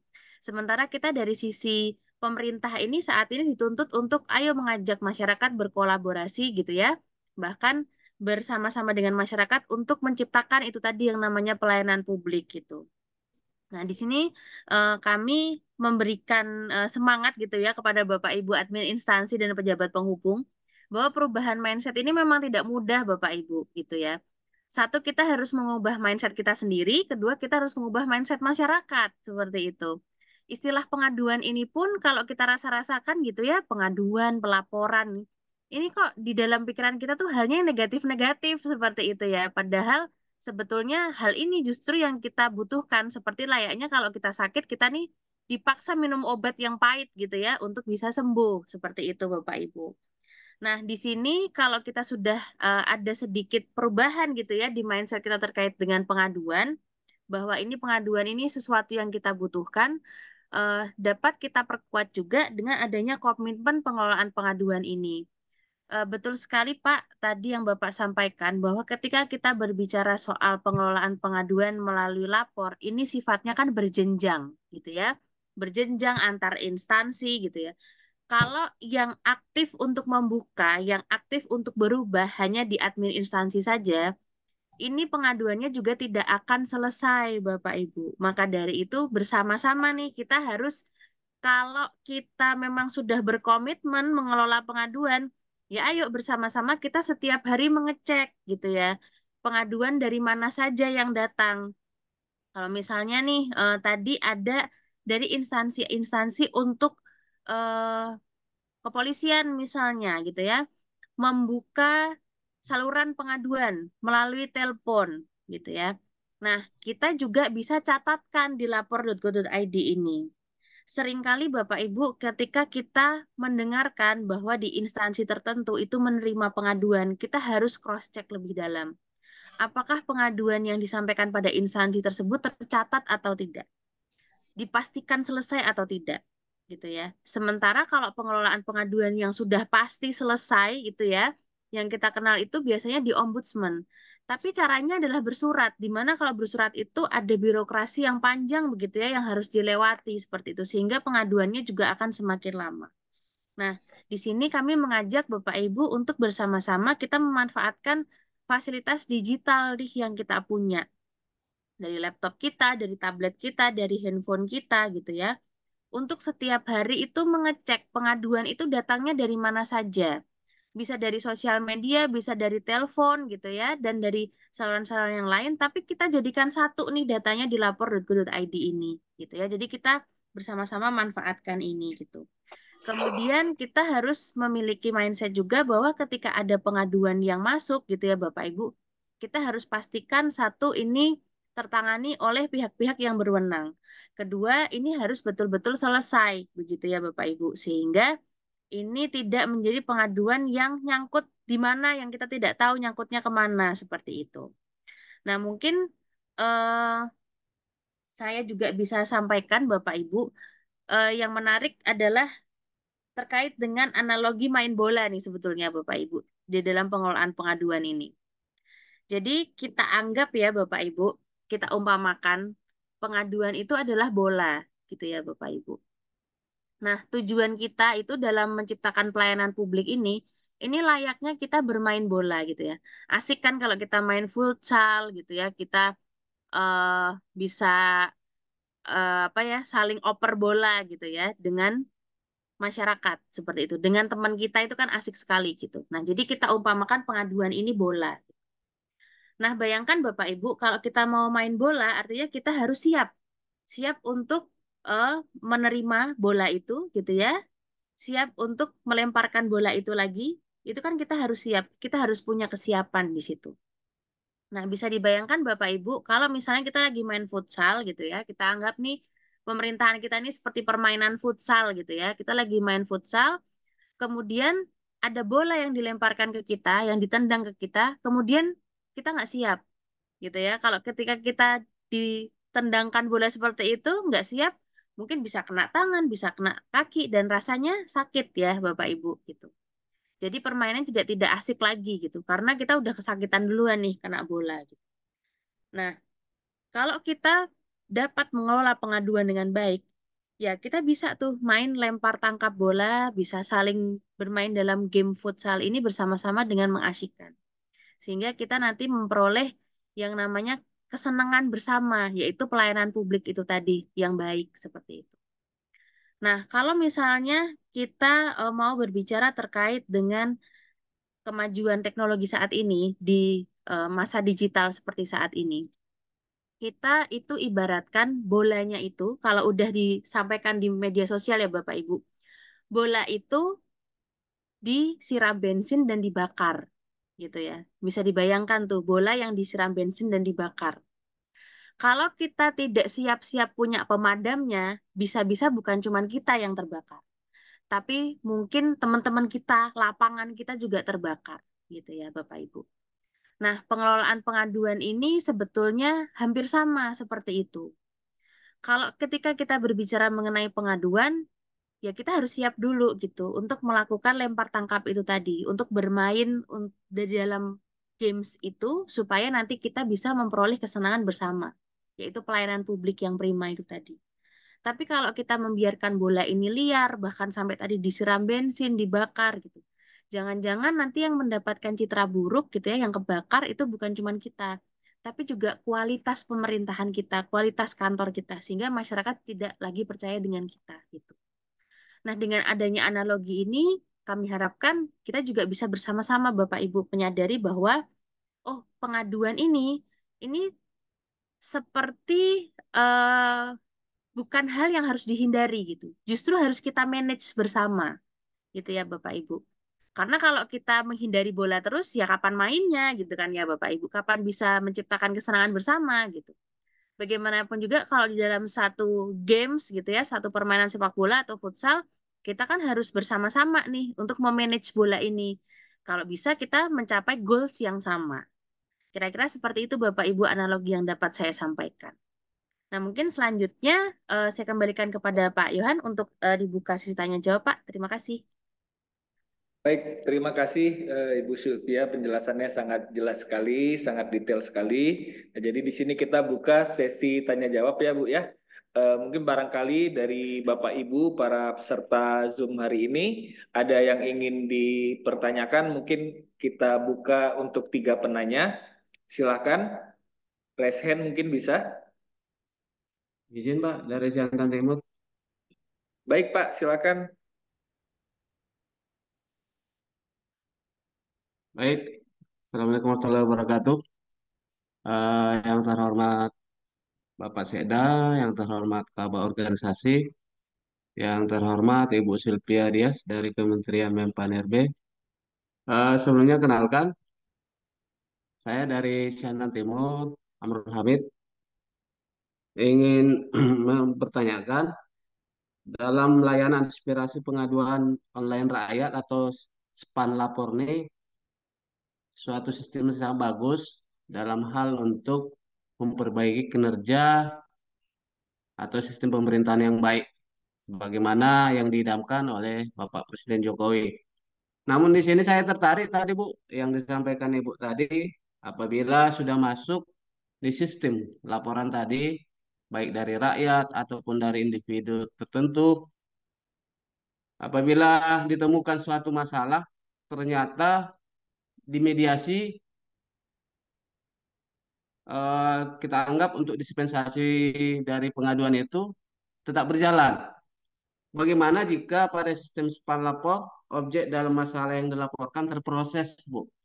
Atau ingkrah dan keputusan yang dieksekusi baik lewat pihak terkait, namun ternyata terlapor ataupun yang dilaporkan tidak memiliki bukti kuat, ya, tidak memiliki bukti kuat atau sifatnya sentimen pribadi ataupun intervensi yang ternyata mengarah kepada pencemaran nama baik atas objek terlapor.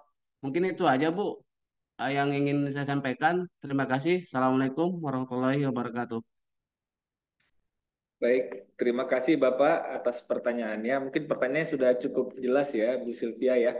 Mungkin bisa langsung dijawab aja kali ya, Bu ya. Jadi setiap satu pertanyaan mungkin bisa langsung dijawab seperti itu. Silakan Ibu Sylvia. Baik, terima kasih Pak Yohan, terima kasih Pak Hamid tadi ya dari Kecamatan Siantan Timur. Jadi begini Pak, dalam kita menyikapi pengelolaan, menyikapi pengaduan yang masuk ya Pak, ada dua pilihan gitu ya sebetulnya. Ada dua pertanyaan yang sering diajukan.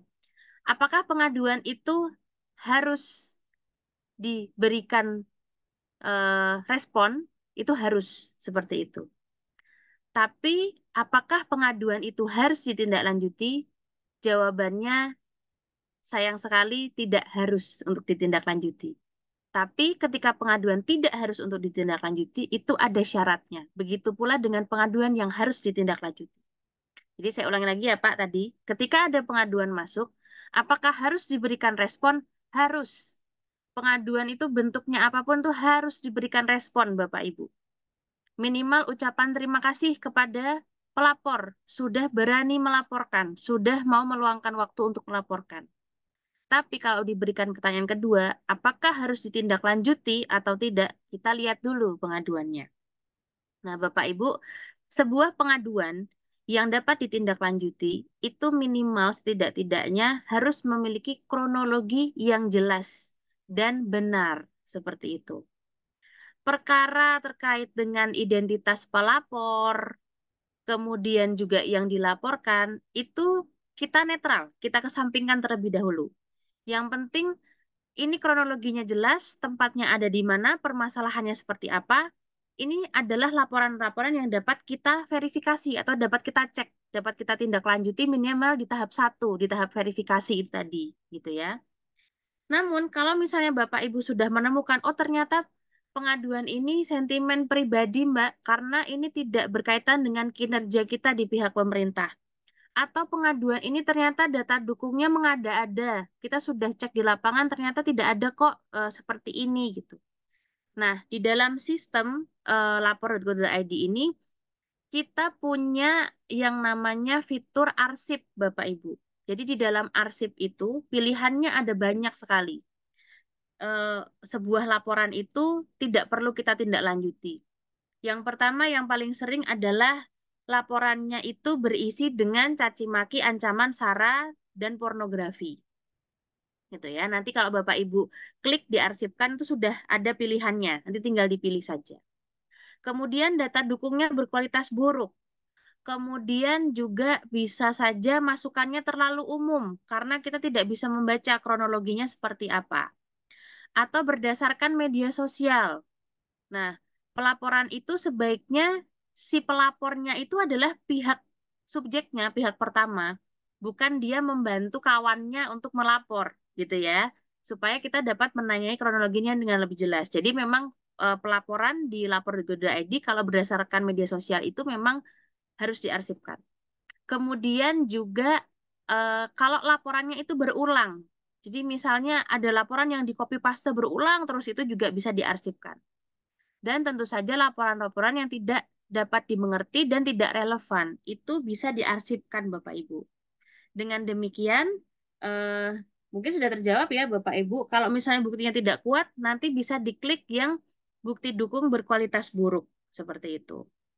Kemudian kalau misalnya bukti dukungnya ini bukan berkualitas buruk, tapi bukti dukungnya ini kurang. Nah, laporan ini bisa ditunda seperti itu.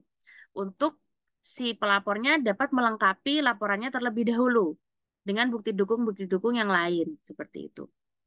Atau misalnya ketika kita mengerjakan sebuah pengaduan begitu ya, kita cek kronologinya sudah tepat, sudah oke, tempatnya ada dan memang terjadi di situ gitu ya, bukti dukungnya juga sudah baik, tapi kita butuh identitas dari pelapor.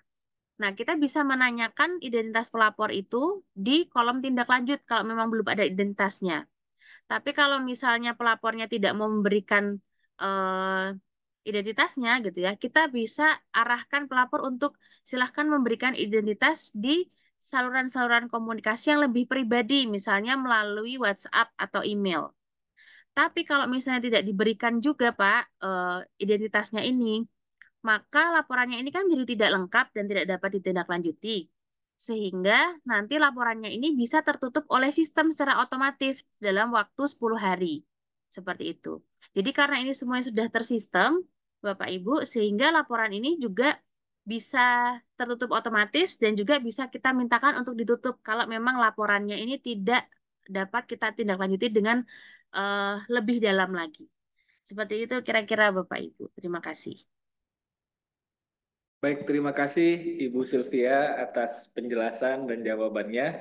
Bagaimana Pak Amrul? Apakah sudah cukup menjawab atau seperti apa? Saya rasa sudah sangat jelas ya apa yang dijelaskan oleh Ibu Sylvia tadi. Baik, mungkin kita bisa melanjutkan untuk penanya berikutnya. Barangkali Bapak Ibu ada yang masih ingin bertanya, dipersilakan. Izin Pak, Assalamualaikum. Waalaikumsalam, silakan Pak Arpandi. Izin, Assalamualaikum warahmatullahi wabarakatuh. Masih Siantan Timur Pak, yang terhormat Bapak Sekda dan yang terhormat Ibu narasumber dan Pak Yohan, Pak Kabid. Ini Pak, eh, berdasarkan penjelasan materi yang Ibu sampaikan tadi, bahwa terkait eh, admin nasional, admin instansi dan admin admin penghubung. Nah, terkait laporan, di sini kan kita menggunakan proses digitalisasi. Nah, di mana masyarakat yang berada di daerah seperti kami di wilayah kecamatan, tentunya dalam hal menggunakan teknologi, katakanlah digitalisasi dalam hal pelaporan, tentunya tidak semua menguasai. Nah, itu tidak semua menguasai dalam hal menggunakan membuka akun nanti akun terkait span laporin.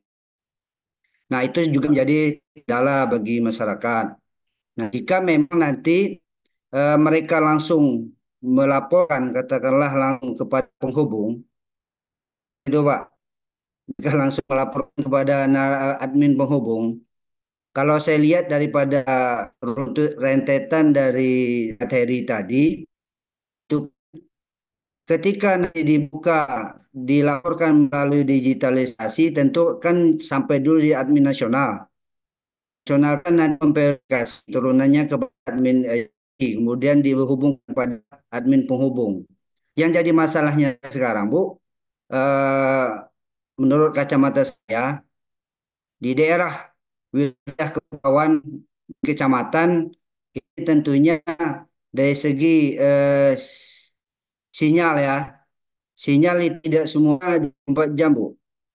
Jika memang waktu verifikasi saja 3 hari untuk di tingkat admin nasional, dia nanti ke admin penghubung itu 5 hari eh, proses pelaporannya ke administrasi. Nah, jika memang nanti terhadap sinyal, tentunya kan menjadi berkurang ini waktunya dalam harus 3 hari menjadi bisa jadi 4 hari. Nah, ini juga menjadi pertimbangan dan masukan juga dari kami. Nah, kemudian Bu, eh, jika masyarakat langsung mengadu kepada kita, kepada katakanlah admin penghubung di kecamatan, gitu. Sementara SK tim itu bicara tentang SK tim tadi itu kan dikeluarkan oleh terpusat di kabupaten kan, dan arah hubung admin penghubung masuk di dalam SK itu mungkinnya. Nah, tentunya di sini perlu menurut saya diperlukan eh, apa namanya ter, ter, terkoneksi satu pintu karena admin penghubung ini memang harus standby di monitor itu Bu atau di handphone atau di apa tadi itu ya di handphone di monitor harus terhubung dan admin instansi juga harus standby memang harus ada operatornya. Kalau memang hari ini buka, hari besok tidak buka, katakanlah pengaruh sinyal kan kendala. Proses harusnya 3 hari, jadi terhambat. Nah, tentunya kita memang harus efektivitas dulu dalam hal ini, Bu. Sinergi, bersinergitas dulu. Semuanya ada admin nasional, admin instansi, dan admin penghubung. Kan itu, Bu. Kalau tidak ini tidak tepat 3 sistem itu tentu akan terputus nanti pelaporannya, Bu. Nah, menurut saya itu. Jadi itu aja, Bu, dari saya. Nah, jadi mungkin mohon masukan dan tanggapan, Bu. Terima kasih. Wabillahi taufiq wal hidayah. Wassalamualaikum warahmatullahi wabarakatuh. Waalaikumsalam warahmatullahi wabarakatuh. Terima kasih Pak Arpandi. Mungkin kami sekalian mengingatkan ya Pak ya, mungkin bisa dikirim nanti data pejabat hukum yang kami minta ya, agar bisa segera diaktifkan akun tempatan lapornya. Demikian, mungkin Ibu Sylvia silakan Ibu memberikan jawaban atau tanggapan terhadap pertanyaan dari Pak Arpandi. Iya, terima kasih Pak Arfandi. Wah, senang sekali saya kalau banyak pertanyaan gini sebetulnya ya. Karena memang ini Pak, memang seperti yang disampaikan Pak Sekda tadi bahwa Kabupaten Kepulauan Anambas ini kalau kami lihat riwayat pengelolaan pengaduannya ini berbeda dengan daerah-daerah lain gitu. Kalau di Kabupaten Kepulauan Anambas ini sudah cukup kompak gitu ya sampai ke satuan desa. Nah, ini yang kami harapkan karena biasanya masyarakat desa itu tidak tersentuh Pak oleh hal-hal yang seperti ini gitu. Padahal ini hal yang penting gitu ya untuk mereka dan juga justru di tingkatan pemerintahan desa ini loh sebetulnya yang bisa banyak berperan gitu Pak. Nah, pertama Pak, saya ingin menanggapi terkait dengan keterjangkauan sinyal Pak. Memang ini menjadi masalah bukan hanya di tempat Bapak gitu ya, tapi juga di berbagai daerah yang lain, Pak, karena memang secara nasional Indonesia ini luas sekali begitu dan memang banyak daerah-daerah yang ternyata sinyalnya itu belum sampai 24 jam, bahkan belum terjangkau oleh sinyal gitu. Nah, untuk kasus-kasus yang seperti ini, Pak, kami dari admin nasional gitu ya, terutama untuk penajaman pengelolaan pengaduan pelayanan publik ini, justru kami tidak menyarankan memang untuk menutup semua saluran pengaduan dan fokus ke lapor.go.id ini saja. Tapi lapor.go.id ini digunakan menjadi dua fungsi seperti itu. Yang pertama memang untuk pengelolaan pengaduan, yang kedua untuk pengumpulan datanya, Pak, gitu. Jadi kalau memang ada masyarakat di tempat Bapak yang belum dapat terjangkau oleh sinyal yang lebih lancar gitu ya untuk mengakses lapor.go.id, bisa dicatat saja Pak pengaduannya, dicatat, kemudian juga apa ya dicatat dengan lengkap gitu ya, namanya, kemudian juga kronologinya seperti apa dan sebagainya. Nah, nanti juga langsung ditindaklanjuti. Di lain waktu, Pak, pencatatan-pencatatan ini nanti didigitalkan atau dimasukkan, diinput ke dalam lapor.go.id oleh admin-admin pejabat penghubung gitu ya. Nah, untuk laporan-laporan yang sifatnya inputan manual ini nanti memang secara tenggat waktu yang tadi saya sampaikan, Pak, yang ada 5 hari, 14 hari itu sudah tidak berlaku lagi, Pak, jadinya gitu. Jadi kami lebih menyarankan seperti itu. Silahkan diinputkan di form manual ya supaya nanti laporan-laporan yang masuk dari tempat Bapak itu tetap datanya ada gitu ya, tapi tidak tergantung oleh tenggat waktu yang memang juga secara apa ya, secara fasilitas tidak dapat dipenuhi juga gitu ya, belum dapat dipenuhi karena keterjangkauan, mungkin juga biasanya kami temui juga di satuan-satuan desa itu banyak sekali warga yang sudah lansia gitu ya, yang kurang kurang akrab gitu dengan digital. Nah, ini juga bisa Pak melalui form manual itu tadi yang ada di lapor.go.id. Nah, kemudian terkait dengan eh, SK-Tim, Pak. Nah, terkait dengan SK-Tim ini nanti bisa kembali diformulasikan oleh Bapak Ibu di admin instansi begitu ya supaya nanti diefektifkan kembali seperti itu, Pak. Nah, memang kalau untuk notifikasi sebagai admin pejabat penghubung, kalau misalnya ada laporan yang masuk, itu sejauh ini dapat dilihat melalui email seperti itu, Pak. Namun, memang kalau misalnya mau dilakukan koordinasi di luar sistem ini, misalnya ada grup gitu ya, ketika ada laporan masuk ke admin instansi, kemudian mau didisposisikan kepada admin pejabat penghubung, nanti bisa dinotifikasi di grup tersebut gitu. Hari ini kami dari admin instansi ini melemparkan aduan ke mana saja gitu. Mohon dicek aplikasinya. Itu juga bisa dilakukan seperti itu. Supaya nanti bersama-sama begitu ya Bapak Ibu kita bisa memenuhi ini tadi SOP tenggat waktu yang ada sehingga masyarakat tidak terlalu lama menunggu untuk pengaduannya diselesaikan.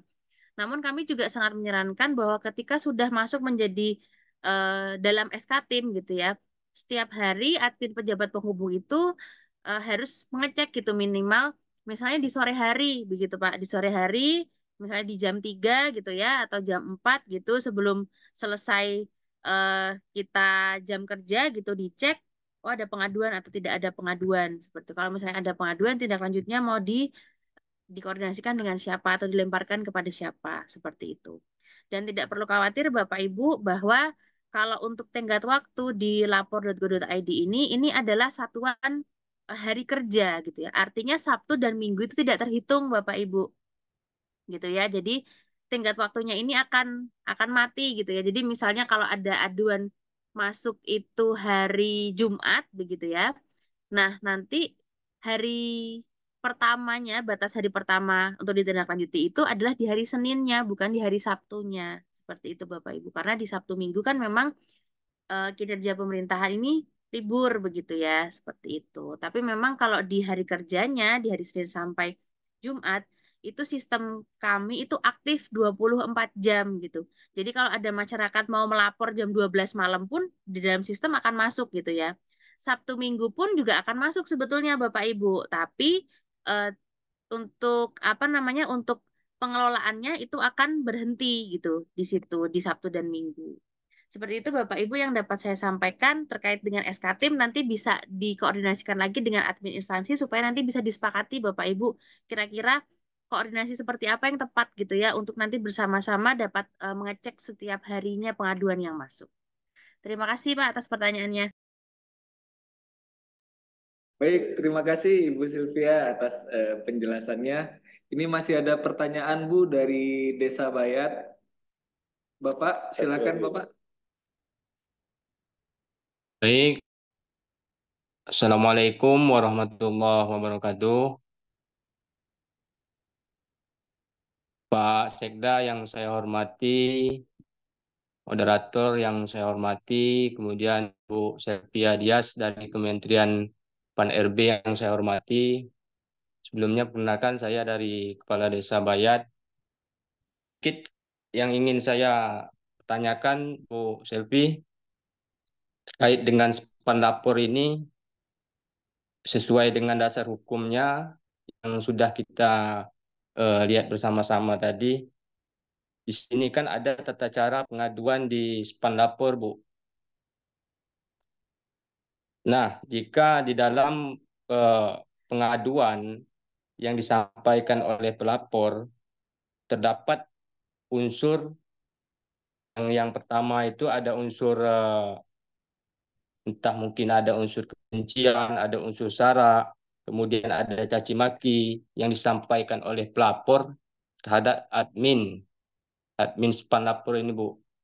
Bagaimana tindak lanjutnya ke depan terhadap yang pelapor ini supaya permasalahan yang disampaikan oleh pelapor ini tidak menjadi suatu konflik di instansi pemerintah, Bu.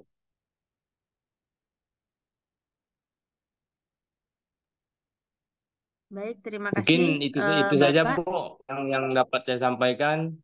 Terlebih kurang saya mohon maaf. Saya akhiri dengan wabillahi taufiq wal hidayah. Wassalamualaikum warahmatullahi wabarakatuh. Waalaikumsalam warahmatullahi wabarakatuh. Baik, terima kasih Bapak atas pertanyaannya. Ya Pak, terkait dengan apa yang disampaikan masyarakat ya Pak ya ke dalam Ya, pengelolaan Bu. pengaduan. Nah, memang Pak, ketika masyarakat menyampaikan terkait dengan pengaduan gitu ya, seringkali ada unsur emosi di dalamnya Pak, sehingga apa yang disampaikan itu kadang-kadang bahkan tidak jelas untuk dapat kita terima, begitu Pak. Nah, terkait dengan pengaduan-pengaduan yang ada unsur caci maki, sara dan sebagainya, ketika masuk ke dalam sistem lapor.go.id ini sebetulnya memang ini bisa diarsipkan Pak atau bisa tidak ditindaklanjuti seperti itu untuk pengaduan-pengaduan yang demikian. Namun, kita juga sebagai pihak pemerintah ini juga sepertinya perlu bersabar-sabar begitu ya Pak ya ketika menghadapi pengaduan yang demikian. Sehingga kalau tetap ada unsur caci maki dan sara, namun ketika kita baca itu memang secara kronologi masih dapat kita cek dan kita tindak lanjuti. Setidak-tidaknya kita berupaya untuk melakukan cek verifikasi untuk menindaklanjutinya seperti itu Pak. Jadi tidak langsung diarsipkan seperti itu. Nah, kemudian Pak, eh, di sini peran kita ini sifatnya adalah netral, begitu Pak. Jadi kita perlu juga melakukan edukasi kepada masyarakat bahwa ketika terkait dengan pengaduan gitu ya, dan belum dapat ditindaklanjuti atau tindak lanjutnya masih lama dan sebagainya, ini bukan salah dari adminnya begitu ya, yang lama menindaklanjuti karena kami sendiri juga menemui ada beberapa jenis pengaduan yang tindak lanjutnya harus kepada pihak-pihak tertentu yang juga tenggat waktunya lama seperti itu. Nah, maka dari itu Pak, penting bagi kita ketika menerima pengaduan dari masyarakat, entah bagaimanapun itu bentuknya begitu ya, apakah itu dengan marah-marah, dengan caci maki dan sebagainya. Pertama, kita perlu sampaikan terima kasih kepada masyarakat karena sudah berani, sudah meluangkan waktu gitu ya untuk menyampaikan pengaduan. Kemudian yang kedua, kita mohon kepada masyarakat yang menyampaikan ini atau kepada pelapor ini untuk menyampaikan kronologi yang sejelas-jelasnya gitu ya. Mungkin perlu kita sampaikan juga misalnya mohon maaf Bapak Ibu kalau Bapak Ibu masih emosi seperti itu ya. Kami juga tidak dapat menangkap ini ceritanya gimana nih pengaduan ini gitu supaya kami dapat tangani seperti itu. Kemudian yang kedua, yang ketiga ya Bapak Ibu, setelah kita terima gitu ya, seperti apa sih gitu ya kronologinya, kemudian terjadi di mana dan sebagainya. Kita yang pertama adalah berupaya untuk menghubungi pihak-pihak yang terkait gitu. Kalau misalnya ini konteksnya adalah pengaduan yang disampaikan langsung begitu ya, mungkin kita bisa langsung menelpon misalnya pihak-pihak yang terkait apakah perlu aparat penegak hukum seperti kepolisian atau perlu kita menghubungi dinas-dinas yang menangani gitu. Nah, ketika kita sudah melakukan tindak lanjut yang demikian, nah mungkin nanti kita bisa sampaikan juga kepada pelapornya. Ini sudah saya tindak lanjuti ya Bapak Ibu, sudah saya sampaikan gitu ya. Ini sedang dalam proses, mohon ditunggu gitu ya prosesnya seperti apa, nanti update-nya akan kami sampaikan kepada Bapak Ibu. Nah, di sini juga kita dapat melihat Bapak Ibu pentingnya ketika ada masyarakat yang melapor itu mereka tahu tindak lanjutnya update-nya sampai mana gitu ya. Karena biasanya emosi masyarakat ini atau emosi pelapor ini terpancing karena mereka merasa ini kok saya melaporkan tapi tidak jelas ya kemana gitu laporannya, tidak jelas ya tindak lanjutnya seperti apa. Gitu. Nah, kira-kira seperti itu Pak yang dapat saya sampaikan. Memang di sini kita ini sebagai pihak yang mungkin bisa dikatakan diadukan gitu ya atau menerima pengaduan itu satu sifatnya adalah netral gitu ya. Kedua, kita harus menjaga emosi kita juga agar kita dapat melihat kronologinya dengan jelas seperti itu Bapak Ibu. Yang penting di dalam pengelolaan pengaduan ini adalah kronologi atau jalan ceritanya ini, aduannya, keluhannya itu tentang apa dan kita tahu apa yang harus kita lakukan gitu ya. Ini tentang dinas mana atau bisa dikomunikasikan ke siapa, itu dulu gitu.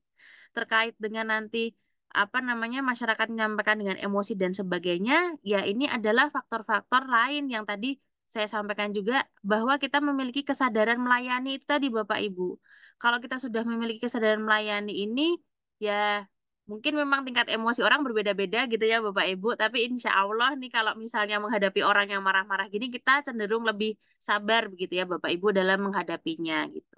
Jadi kita ambil yang pentingnya saja Bapak Ibu di dalam pengaduannya itu, kemudian kita coba langsung tindak lanjuti. Kira-kira seperti itu yang dapat saya sampaikan. Terima kasih. Baik, terima kasih Bu Sylvia. Ya, jadi memang dalam memberikan pelayanan ini kita juga butuh kesabaran dan kontrol emosi yang baik ya Bu ya. Apalagi dalam menghadapi aduan-aduan masyarakat yang mungkin bisa bisa jadi sebenarnya aduan itu bukan kita yang mempunyai kewenangan, tapi karena kita tersulut emosi juga, wah akhirnya terjadi konflik. Nah, itulah butuhnya kendali emosi juga kita dan banyak-banyak sabar juga ya kita sebagai pelayan masyarakat. Untuk pertanyaan selanjutnya mungkin ada dari perangkat daerah ya, karena saya lihat yang semangat ini dari kecamatan sama dari desa ini Bu. Dari perangkat daerah kabupatennya belum ada ini yang bertanya. Mungkin ada dari Hah? perangkat daerah 9. Oh, jam 8 lah gitu ya. jam 8 Pak Kades. Betul. Iya. Oke, mungkin dari perangkat daerah Pak PTSP, Kades. Assalamualaikum. PTSP. Halo. Oh, Pak Kades tadi mau Assalamualaikum. bertanya ya Pak ya? Iya, Oh ya, oke. Pak Kades dulu bertanya, setelah itu dilanjutkan dari PTSP. Silakan Pak Kades. oke, terima kasih. Assalamualaikum warahmatullahi wabarakatuh. Perkenalkan dari Kepala Desa Teluk Siantan yang saya hormati Pak Sekda, Bapak Moderator, dan Ibu Sylvia. Terima kasih atas kesempatannya. Saya langsung aja, Ibu. Eh, jadi di desa kami ini kebetulan belum ada aplikasi lapornya, Bu.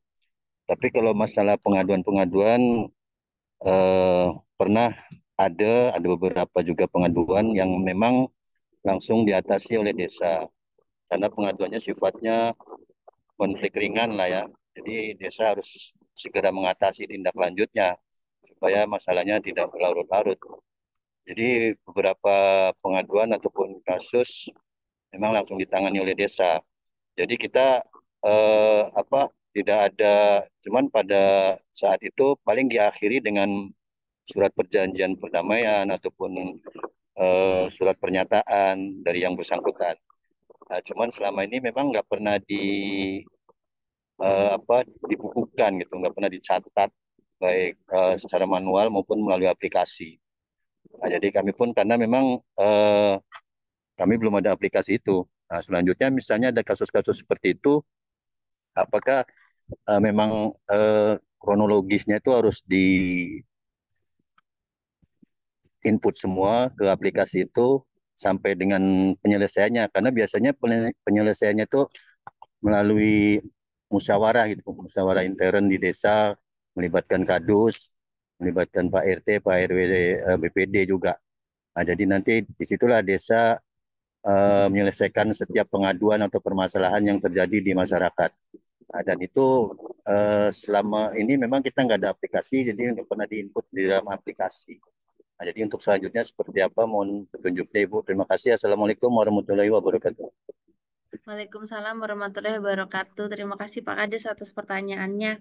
Ya Pak, untuk pengaduan Pak, memang ini tuh sebaiknya dicatatkan Pak. entah itu dibukukan gitu ya istilahnya, atau kalau untuk sekarang istilahnya digitalkan gitu Pak. Nah, jadi untuk pengaduan-pengaduan masyarakat yang sifatnya konflik atau misalnya sifatnya hanya pengaduan yang ringan ya, yang sudah bisa diatasi begitu ya Pak, itu Ya, tetap bisa langsung diatasi, tetap bisa langsung ditangani dengan musyawarah desa gitu ya. Namun ya, sebaiknya hasil dari musyawarah tersebut gitu ya, kesepakatannya seperti apa, itu sebaiknya diinputkan juga Pak ke dalam sistem siap. supaya dapat tercatat seperti itu Pak. Walaupun nanti memang bertahap ya Pak ya, mungkin kita bertahap dulu dari yang akan datang ini kita catatkan atau mungkin yang sudah berjalan di tahun ini ada pengaduan apa, ada konflik seperti apa, bisa dimulai dicatatkan. Terus nanti juga ke depannya bisa juga di tahun-tahun yang sebelumnya dicatatkan juga tidak apa-apa Pak, seperti itu gitu ya. Yang penting Siap. datanya aman terlebih dahulu gitu Pak. Nah, memang kalau untuk aduan-aduan yang demikian Pak yang bisa langsung ditangani itu bisa nanti masuk ke dalam yang namanya form manual di dalam aplikasi ini. Nanti bisa langsung apabila belum punya akun nanti bisa minta dibuatkan akun Pak dengan admin instansinya.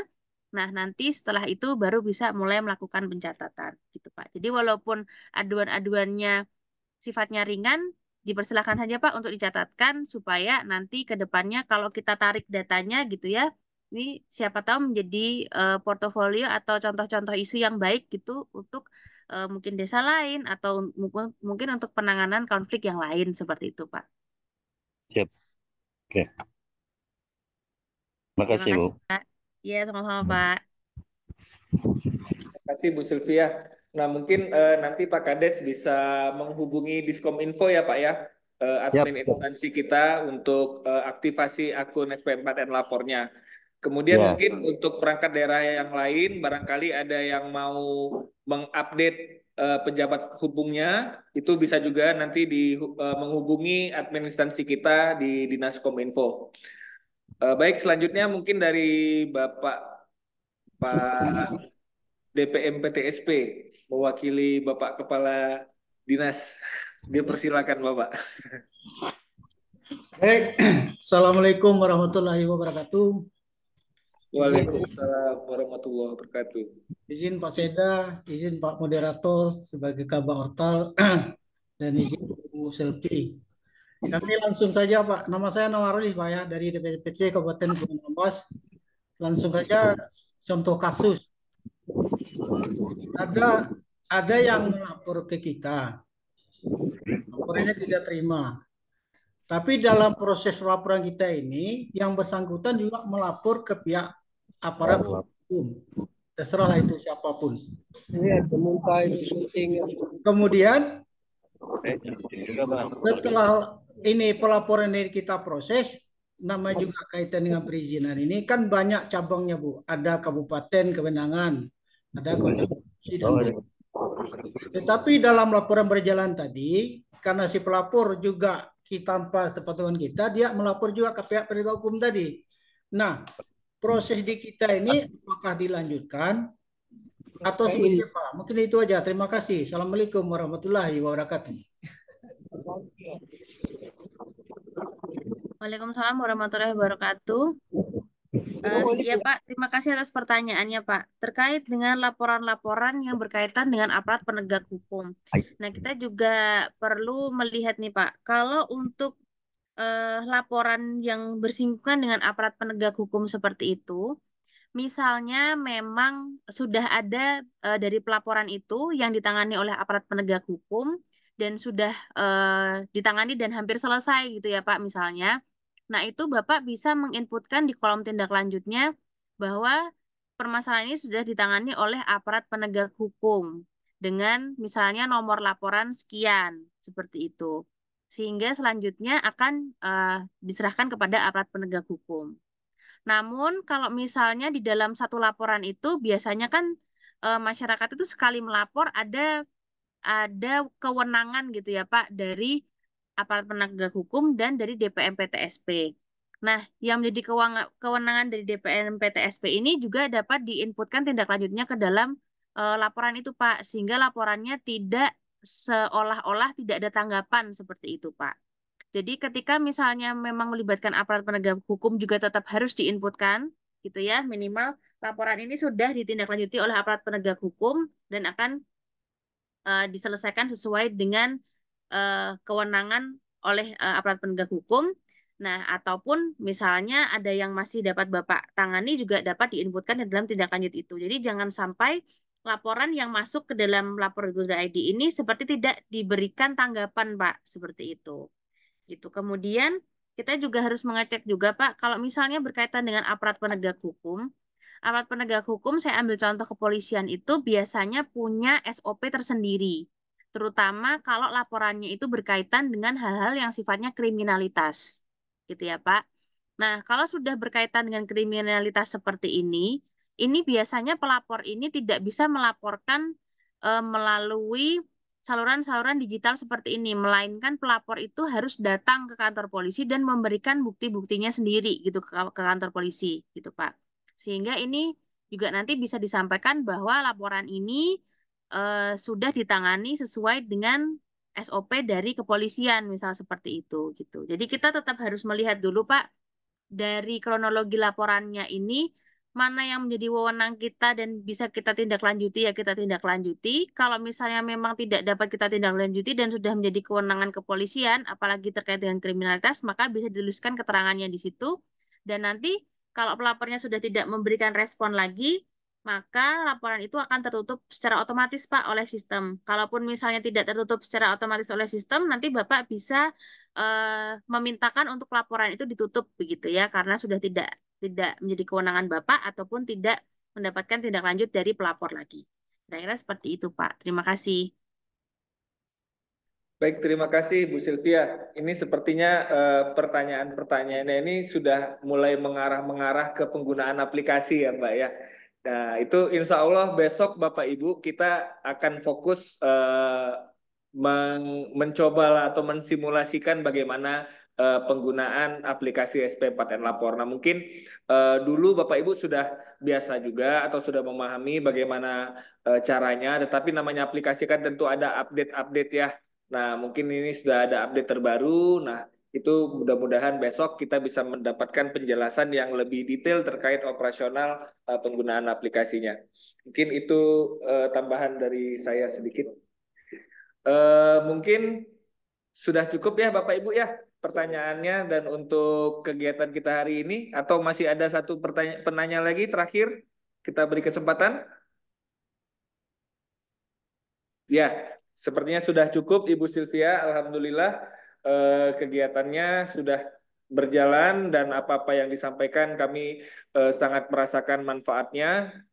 Kemudian mungkin terakhir dari Pak Sekda ada closing statement Pak buat kita semua sekaligus menutup kegiatan kita di hari ini. Kepada Bapak kami persilakan.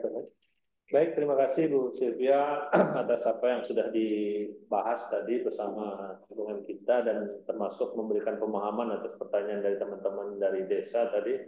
Saya kira tidak ada kata lain, Pan Lapor harus menjadi tempat hari ini wadah buat kita bersama masyarakat membantu dalam proses bagaimana kita memajukan daerah kita melalui laporan-laporan yang barangkali tidak terpantau oleh kita pemerintah, tapi masyarakat tahu di bawah sana bahwa permasalahannya di daerah ini banyak dan akhirnya kita juga bisa menanggapi dan secara bersama-sama menyelesaikan permasalahan tersebut. Jadi konteksnya hari ini bagaimana caranya kita bisa memaksimalkan Pan Lapor dengan tim. Saya kira setelah ini teman-teman sampai ke desa-desa, saya kira nanti Kominfo untuk sesegera mungkin untuk memberikan akun untuk mereka bisa membuka Span Lapor dan bisa menyampaikan ke masyarakat mereka masing-masing. Saya kira itu. Selanjutnya Ibu, mudah-mudahan besok tidak ada halangan lain untuk bisa bersama-sama kita supaya nanti teman-teman bisa betul-betul memahami dan cara membuka. Tadi kan ada salah satu